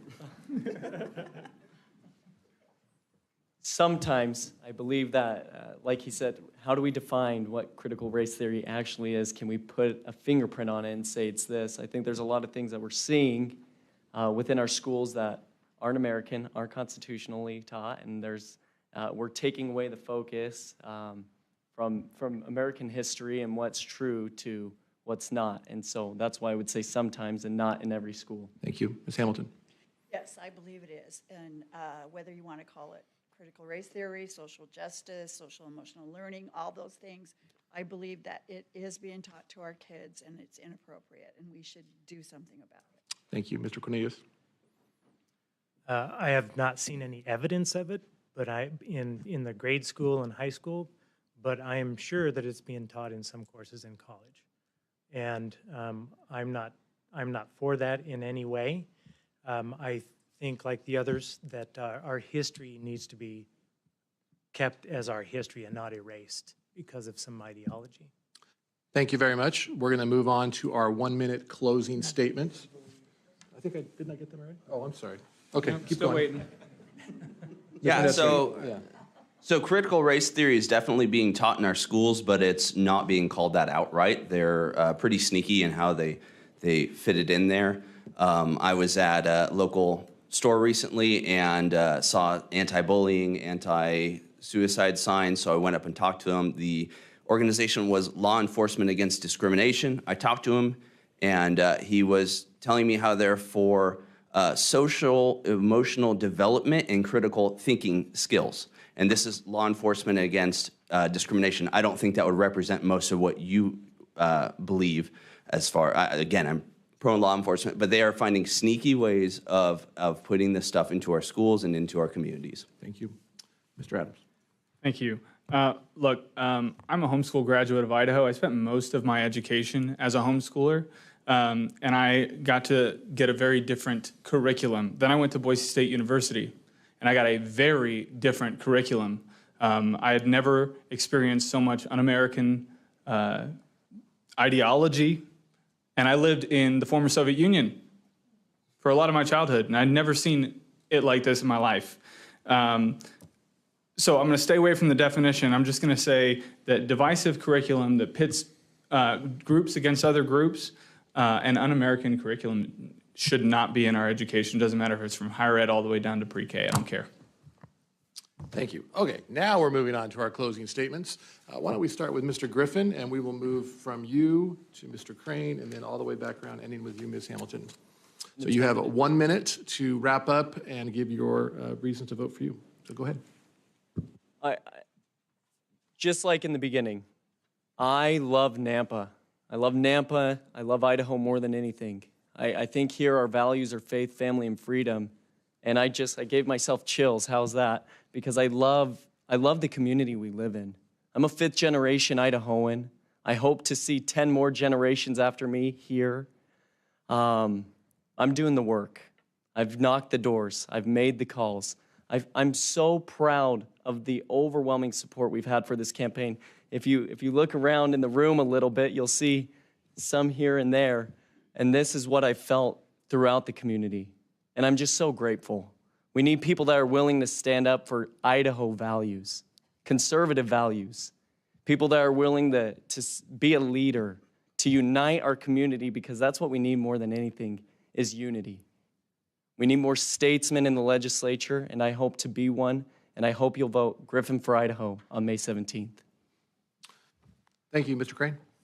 Thank you so much for everyone waiting and being here and listening to the candidates tonight. Thank you for the forum. We really appreciate the opportunity to be here in this capacity. And thank you to the online group.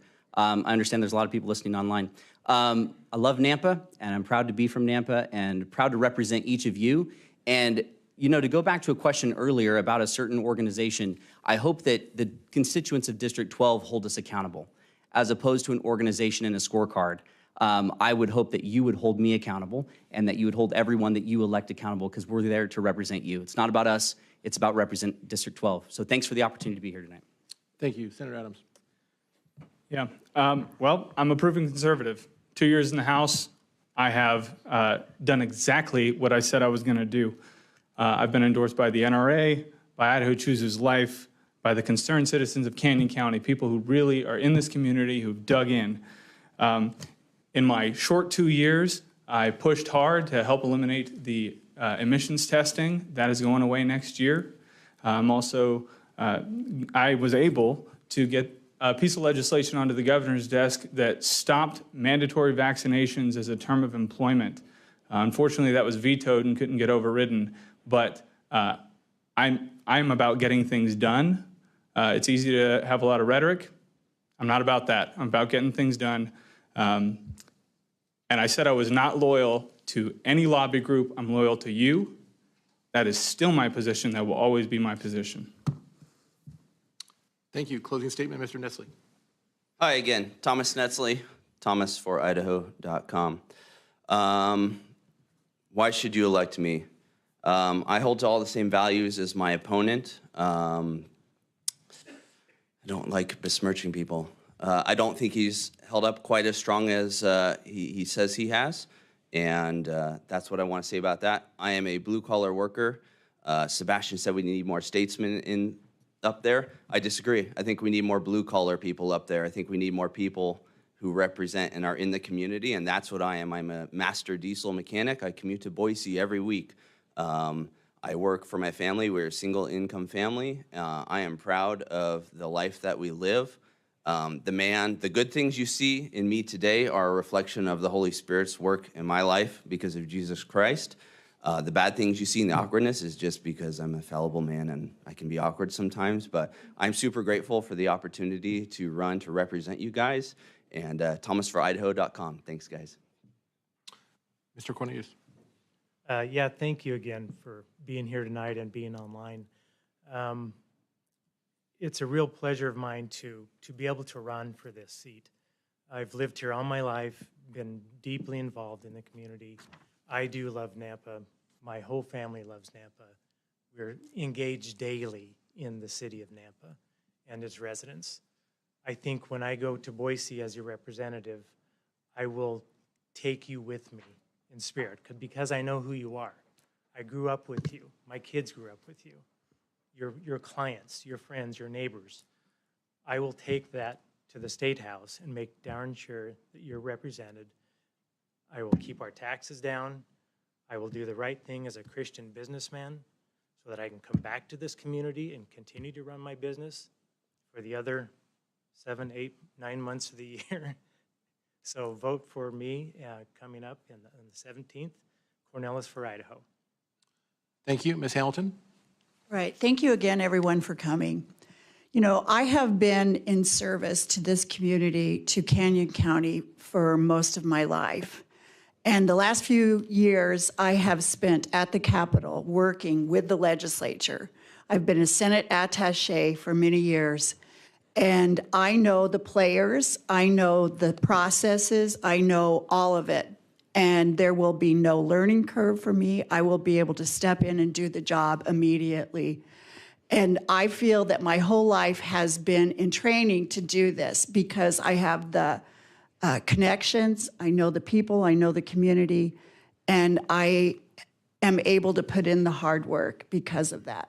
So I would encourage all of you to go to my website, hamiltonforidaho.com, read a little bit more about me, and I would appreciate your vote on May 17th. Thank you all very much for being here. Let's give all of the candidates from District 12 a round of applause.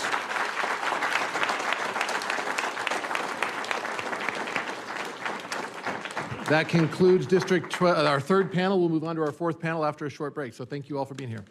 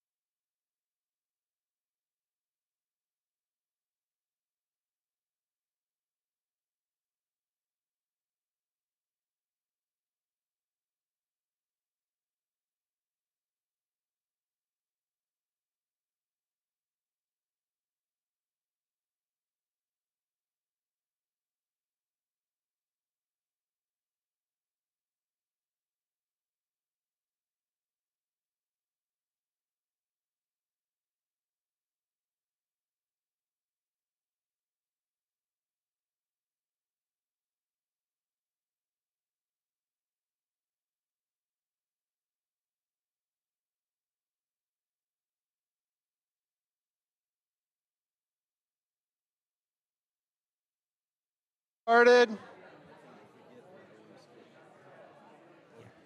Last but not least.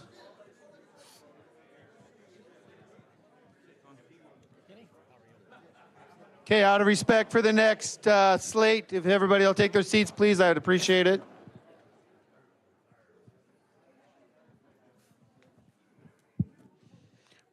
Hopefully you guys heard my comment about last but not least. Thanks for being here. If you just got here, again, thank you for being here. Mitch with the Nampa Chamber.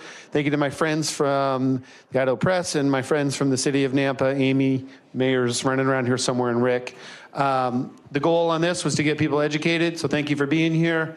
And I'm going to pause and be quiet and turn it over to my friend, Matt and Teddy from the Idaho Press. Matt, take it away. Thank you, Mitch. We are doing a great job tonight on schedule, and I appreciate everybody from hanging in there with us. It's wonderful to have such a great audience, and we welcome those online as well. Just so everybody knows, this is being recorded, so it's important that we speak clearly and into the mic so that we can capture that for anyone who wants to watch this after the fact. We're going to start with our 2-minute opening statement, and let's just go from right to left this first time and start with you, Mr. Roten. So you have 2 minutes to tell us why to vote for you. Of course. Hello, I'm Kenny Roten, and I was born in Nampa, Idaho native, which makes me almost a 57-year Idaho native, if anybody's doing the math. Went to NNC, got my associates there, as well as Boise State. Got my bachelor's at Boise State. My beautiful wife, Diane, is here. We have 2 kids, 4 grandkids now, so that's a lot of fun. And living in Nampa, being from Nampa, I started out working as a teenager topping corn. If any of you are from here, you know what I mean about topping corn. That's the only job kids could get back then. But after I graduated from college in '88, I've worked professionally here in Nampa and in this area and in Idaho all of my life. I've been involved in the community for a long time, from building the Optimus fields to being president of the Nampa JCs, the Nampa Optimists, president of the Kiwanis. I've also been on the boards of the Nampa Association of Realtors, as well as the Building Contractors Association and the Chamber of Commerce. I've also, currently, I chair the Venue Management Commission advisory for the City of Nampa. And I've done a lot. I'm still involved on a almost daily basis as far as the things that I'm doing in the community, whether it's involved with the chamber or through work. I'm still working every day as well. We all know the issues, and it should almost not have to be said, but I will say it. I'm pro-gun, pro-life. I support education in Idaho, of course. I support the Blue, as well as all of our first responders, EMS, and all of them, as well as I hope to lower taxes and keep money in citizens' pockets. Thank you. Thank you, Mr. Roten. Mr. Hunt? Roger Hunt. I have lived here in Nampa for 25 years. I've been married to my first wife for 50 years this coming August, and will remain married to her. I am a conservative Republican who believes in the Constitution. I believe in the Declaration of Independence and the rights that God gave us, and that He inspired wise men to establish a Constitution to protect the rights that God gave us when we were born. I retired about 12 years ago from Graybar Electric, which is a Fortune 500 company, after 30 years. And since then, I've been doing property inspections for mortgage companies. I have been active in my church for 50 years, serving as a bishop for 5.5 years to a ward of almost 400 people. I have a BA in political science from Brigham Young University. I'm not an incumbent, therefore I'm qualified to run. I love Idaho. It's got some values that I want to preserve for my children and grandchildren. Thank you for your time. Thank you, Mr. Hunt. Those are our candidates for District 13, House Seat B. Tara Barling was unable to attend tonight. House Seat A is unopposed. We're not holding a forum for that this evening. That will be part of the general election. So let's move on to the Senate candidates and start with Mr. Lenny. 2-minute opening statement, please. Is there a clock somewhere that I can see? Jill right here will be perfect. holding you up, a 10-second warning and a hard stop. I'm keeping my eye on Jill. So my name is Brian Linney. I'm running for State Senate in District 13, which is why I'm sitting here. I have been married to that woman over there for 18 years. We have 4 children. Wasn't born in Idaho, but I've lived in Idaho longer than where I was born, in the state we shall not speak of. I've been in Idaho for 12 years now. Bachelor's degree in political science. I went down and got my master's degree from Biola University in theology. And for about the past 9 years, I've been working as a marketing consultant. So work from home, have different clients, help them build their businesses. So that's a little bit about me, kind of the basic stuff. I'm running because since, generally speaking, I know we'll get into some other stuff, but since 2020, we've seen the absolute destruction of the moral confidence that we, the people, have in our elected leaders. I've watched things happen in a Republican state that I thought could never happen, and I realized, Idaho's great and I love it, but it's not really the conservative utopia I thought it was. So it's just time for new leadership. It's time to clean house. When we have Republicans acting and voting like Democrats, I think there's a problem. So that's why I threw my name in the hat, and that's me. Thank you, Mr. Lenny. Mr. Egenbrod. Thank you, Matt, and good evening, everyone. I'm Jeff Egenbrod. I'm the incumbent, sorry about that, senator from District 13. Thank you to the Chamber, to the Nampa City, and to Idaho Press for putting this on this evening. I've been blessed and honored to serve Nampa as your District 13 senator for the last 6 years. I'm a 5th-generation Nampa native and product of Nampa. My wife, Patricia, and I have been married for 36 years and raised both of our kids here in Nampa. Rather than bore you with a lot about me, let me talk about what we've done in the legislature in the last 6 years that I've been there. While serving the legislature, I'm pleased to have gained the confidence of the Senate to become chairman of the Finance Committee. While I've been in the office, we've accomplished many things important to Nampa and to Idaho. We've provided record income tax cuts, not just once, but twice. We're now the least regulated state in the nation after cutting our regulations by 1/3. We're now the most fiscal policy transparent state in the nation after installing Transparent Idaho. We increased our rainy day savings accounts to over $1 billion while paying off our debt. We're #1 in the nation for economic growth and improved our bond rating to AAA, the highest rating in the nation. But we're not done. We still have work to do, including addressing our property tax problem. We're also making significant investments in Idaho's future through tax relief, infrastructure investments, including roads, bridges, and broadband, as well as our education system. It is now time to hold those responsible for executing the plan accountable to delivering the desired results. While in office, I've also been a strong supporter of the first responders and Back the Blue. In recognition of my support, I'm honored to be the Idaho Chiefs of Police 2022 Legislator of the Year. I'm Jeff Egenbrod, and thank you for being here. Thank you very much. All right, we're going to move on to our first question. Teddy? Question number 1, I'm going to start with Mr. Egenbrod, move on to Mr. Lenny, followed by Mr. Hunt and Mr. Roten. Senator Egenbrod, what's your solution or solutions to high property taxes facing homeowners in our state?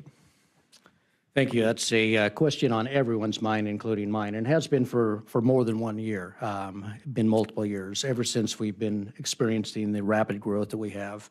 I think it starts with a bill that I co-sponsored that was actually developed by the concerned citizens along with the county and the city here in Nampa, and that was one that was referenced earlier that Representative Skog introduced in the House. Again, I was a co-sponsor of that bill. Unfortunately, it was not heard, but I think that's a good foundation to start. What we really have to look at is the problem is a tax shift, and what we really have to look at is a solution for all economies. Today, the tax shift is onto the residential because the commercial properties are not increasing in value at the rate the residential are. But I can remember back in 2007 when we all, residential, got a tax cut and the burden fell on the commercial. So we need to look for a solution that survives all economies. But I think that House bill is a good place to start. Mr. Lenny. Do I have 1 minute? Yes, sir. All right, I better hurry up. With the property taxes, I think the easiest solution is bumping up the exemption from, what is it now, 125, I think. I think we could bump that way up. I think it's tough to answer in 1 minute. There's a lot we could be doing for senior citizens. I think if you own your home, you shouldn't have to be paying for it for the rest of your life. I mean, in a perfect world, I think property taxes are immoral and we should get rid of them. I don't know if that's realistic, though, because I haven't really seen it happen. But I think the quick solution is bumping up the exemption, the homeowner's exemption, and doing something for seniors. Maybe that's by age or whatever that is. But there's a lot to be done there that hasn't been done yet. So, Mr. Hunt. I've lived in my house for the house I'm in now for about 15, maybe going on 20 years. My taxes have tripled, and I can understand why people on a fixed income are concerned. The best solution and the most American solution is to eliminate the property tax. I believe it's un-American that you have to pay rent to the government to live in your house that you supposedly own. That's probably not realistic, but I would approve of something in that direction. Some Band-Aids, maybe when you turn 65, you don't pay property tax anymore. Definitely the index needs to be put back into effect, and it's basically a spending problem, not a taxing problem. If spending is not controlled, taxes will keep going up. And Mr. Roden. Yeah, property taxes, that's the big one. And of course, you know, the immediate relief would be increasing the exemption, as well as revisiting the circuit breaker. You know, you've got the circuit breaker for seniors with disabilities, the veterans, blind people. I mean, these are the ones we're trying to protect anyway. And, you know, that can be revisited as well. The indexing, you know, was stopped in 2016. They gave us the $100,000 cap on the exemption, and that's when the shift started happening, you know, with the commercial and ag paying less, and that shift over to the homeowner. So, you know, raising that. But we need to be careful and look at that, and that indexing may need to be some sort of a hybrid because, as Senator Egenbrod alluded to, boy, the values are going up, but sometimes they go down. And if that exemption goes down with it, budgets drive it. So where are you at that point? We need to really look at how we do it. Thank you, Mr. Roten. We're going to move on to our next question. I'm going to start with Mr. Hunt, Mr. Roten, Mr. Lenny, and Mr. Egenbrod. So with that, the question is, should local option tax be made available to all municipalities, and should local city governments be trusted with it? Do local governments know best? I think local government is the best government, but I do not agree with a local option tax. I think you're going to get too many confusing messages out there. People in one city will go to another city to buy.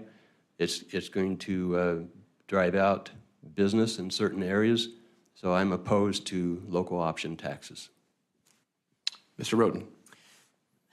And this one's not just that simple either. Nobody wants more taxes. I don't want more taxes. I don't support more taxes. However, everybody that's set up here has said local business or local government is the best government. And I know, again, I have the privilege of being from Nampa, so you know, we have great management here. And there's things that need to be understood with regard to a local option tax. I believe a debt constitutionally takes 2/3 vote. You know, and those are by the citizens. So if the mayor and the cities come to the state and say, we want this in our cities, and it's going to be transparent if done correctly, we're going to have a plan, and the people are going to vote for it, Are you going to tell me you're not trusting your local government and you're not trusting your local taxpayers to vote on something that they say that they may want? So it's not that simple. Thank you, Mr. Roten. Mr. Lenny. What, could you restate the question? Sure. Should local option tax be made available to all municipalities, and should local city governments be trusted with it? Do local governments know best? Okay, I thought there was a second part I missed. No, I mean, I'm not for any new taxes. Do local governments know best? That's, sometimes yes, sometimes no. But no, I'm a conservative Republican. I believe in the state GOP platform, so no, I'm not for any new taxes. Thank you, Mr. Egenbrod. Thank you, Matt. Local option taxes are simply a tax shift. In Idaho, we have a pretty well-balanced three-legged stool with property tax, income tax, and sales tax. So I think we have to be really thoughtful, and it's going to depend upon each community. Today, we do have local option taxes in Idaho in some of our resort communities, and it can work. But that doesn't mean it can work in every community. What I would like to see is the people that have an interest in the local option tax, the local municipalities, put together the plan, but not a plan that increases tax, but shifts the tax. So in the places that it does work, we have a local option tax that actually helps reduce the burden on property tax. And if that's the case, that could be a solution. But I think the solution has to come from the local government and the people that be using it. At the state level, we need to have the sideboards to make sure that it is not a tax increase. Thank you, Senator. Next question. Question number 3, I'm going to start with Mr. Lenny, move on to Mr. Angenbrod, and then on to Mr. Roten and Mr. Hunt. According to 97,000 Idahoans, our state has not properly funded education, forcing the public to push for an initiative on the ballot in November. Do you agree or disagree with this effort to increase education funding in our state? Mr. Lenny.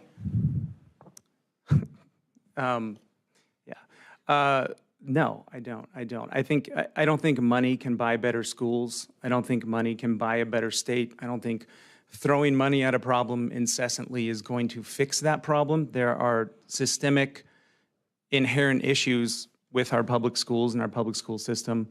And just throwing money at them is not going to fix it. So no, I don't support it at all. I think we should actually maybe pull some of that funding back because there's a lot going on in the classrooms with indoctrination of kids and students, and to throw more money at that is weird. I think it's odd that some superintendents are making more than our governor. That's kind of interesting. We're just feeding this beast of a system where we should be funding students and parents and families. Mr. Angenbrod. Thank you. There has been rankings that we are last in the nation as far as funding our public schools. But if you look at our performance, we actually perform about middle of the pack. So we are getting a bang for our buck. You look at the numbers, you go back to when we really froze the education funding in the recession, and we are now just getting in real dollars to the same place. You can't simply look at the increase in dollars of education. Last year, we had 7,000 new students in Idaho. Well, you have to educate them. You can't turn them away. So it becomes complicated. I do not like the initiative that's out there. I do not like the way that it increases the taxes. But I think we have to have a plan. We have to have a plan to get bang for our buck before we start throwing money at the problem and expecting that to be the solution. Thank you. Mr. Roten, you're up. Yeah, and once again, they certainly have the right and to pursue an initiative, and I think they've done a good job as far as getting 97,000 votes to do so. But when you read through it, it's funded by taxes. It increases taxes, and there's no trick to that. I think our governor and our legislatures in the session, they really showed that Idaho is supporting our public education. I think it was a 12.5% raise, year over year, and the money that they were sending, especially to K-12, K through 12. I don't think we need the initiative as far as that goes. I wouldn't support it. Mr. Hunt. I do not support that initiative. It's a tax increase. And I think we need tax reform, not tax increases. We have a problem in our public schools. A few years ago, when I was on the Nampa School Board, which I forgot to mention, 50 years ago or whatever, at that time, about 30% of the classroom time was spent on things besides education, besides reading, writing, and arithmetic. I've been told it's even higher now that non-educational stuff is being covered in the classroom. Our kids are being indoctrinated with left-wing propaganda, Marxist doctrine, critical race theory. I'm not going to give schools any more money until they clean up their act. Thank you. Okay, we're going to move on to our lightning round because we've done such a great job staying on task tonight and being on time. So these are quick questions with one-word answers. Let's start with Mr. Hunt and then go to Mr. Roten and then Mr. Lenny and Mr. Eggenbrod. So first question, again, we're looking for a one-word response here. Who won the 2020 presidential election, Trump or Biden? China. China. Trump. Mr. Roten. Trump. Mr. Lenny. Donald. Mr. Eggenbrod. Trump. Thank you. Next question. We're going to go exactly reverse order now. So Mr. Eggenbrod, Mr. Lenny, Mr. Roten, Mr. Hunt. Do you support and believe in the mission of the Idaho Freedom Foundation? Mr. Eggenbrod.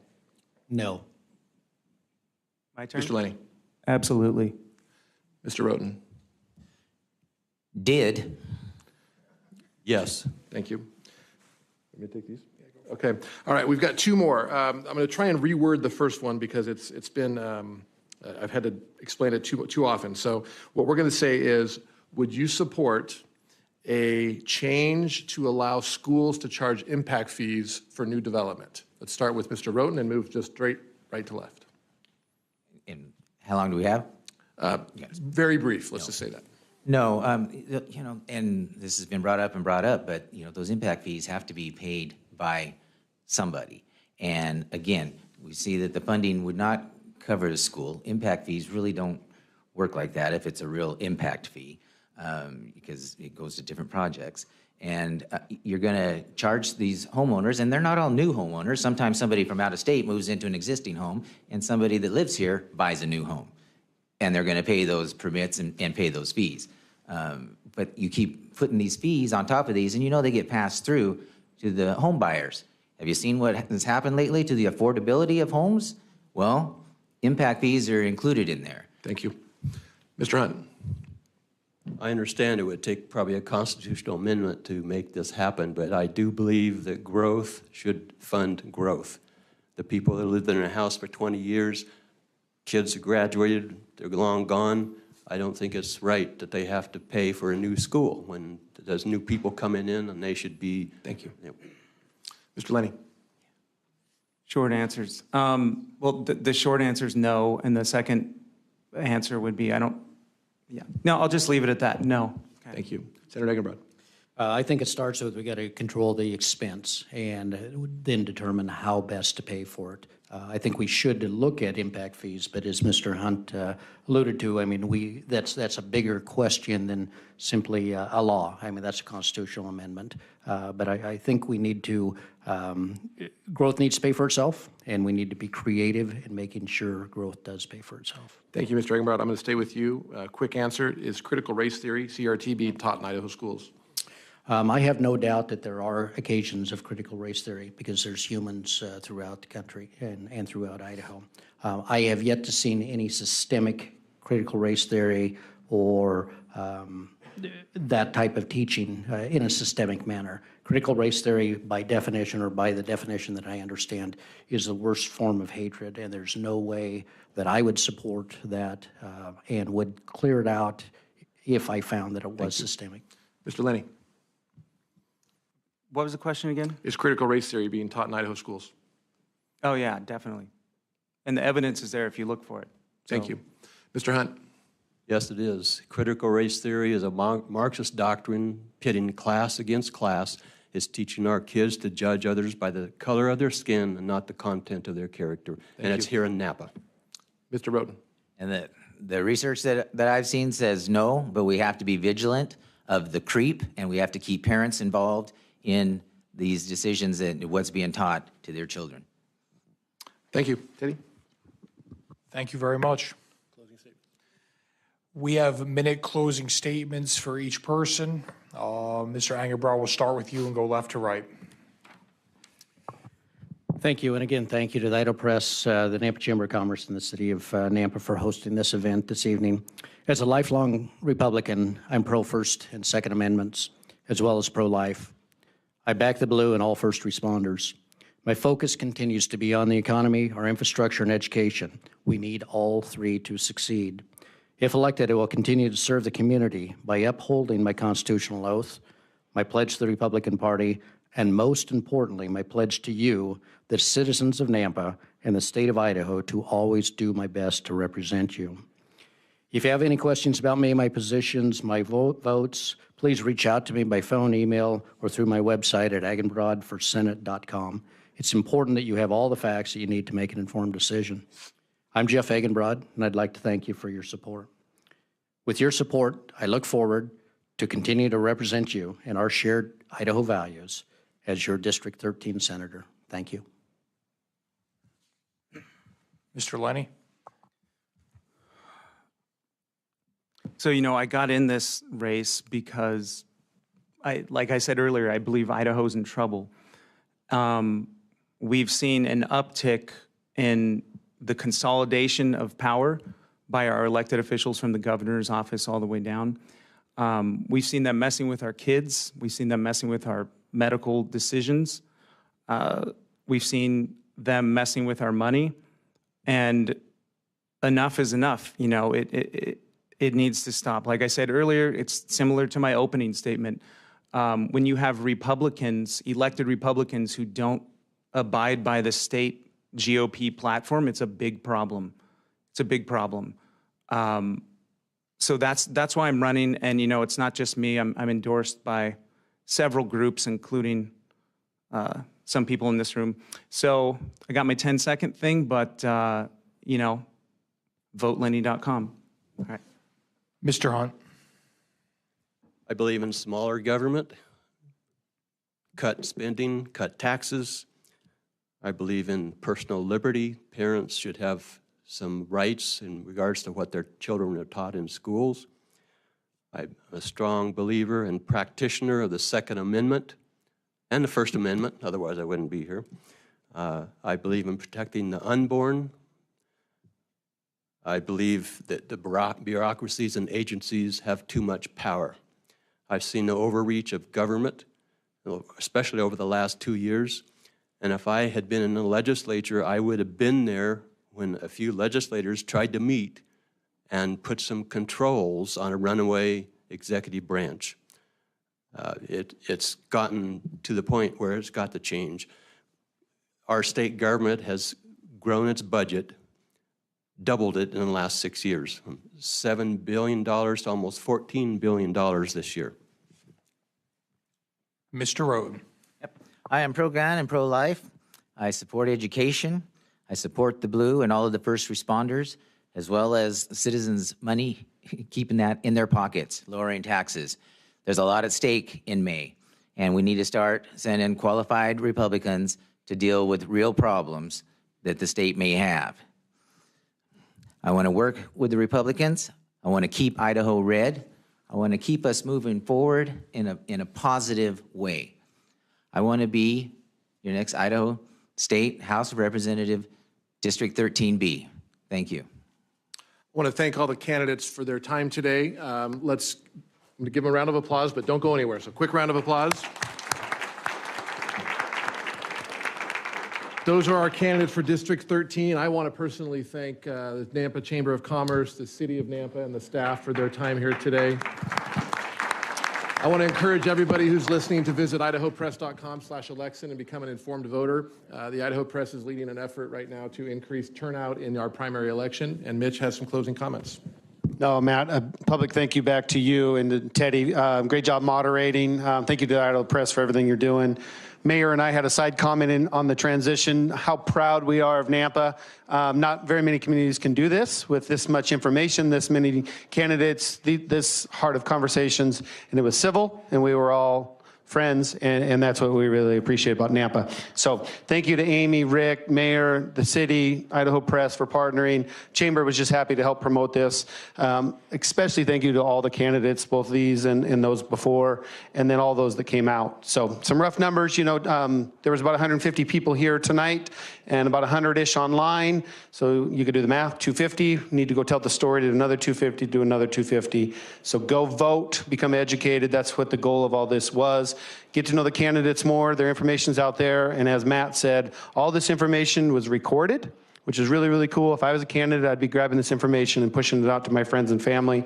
So I hope that everybody does that. It'll be on the Chamber website, Idaho Press, and the city. So thank you to everybody for everything. You're appreciated. Go vote.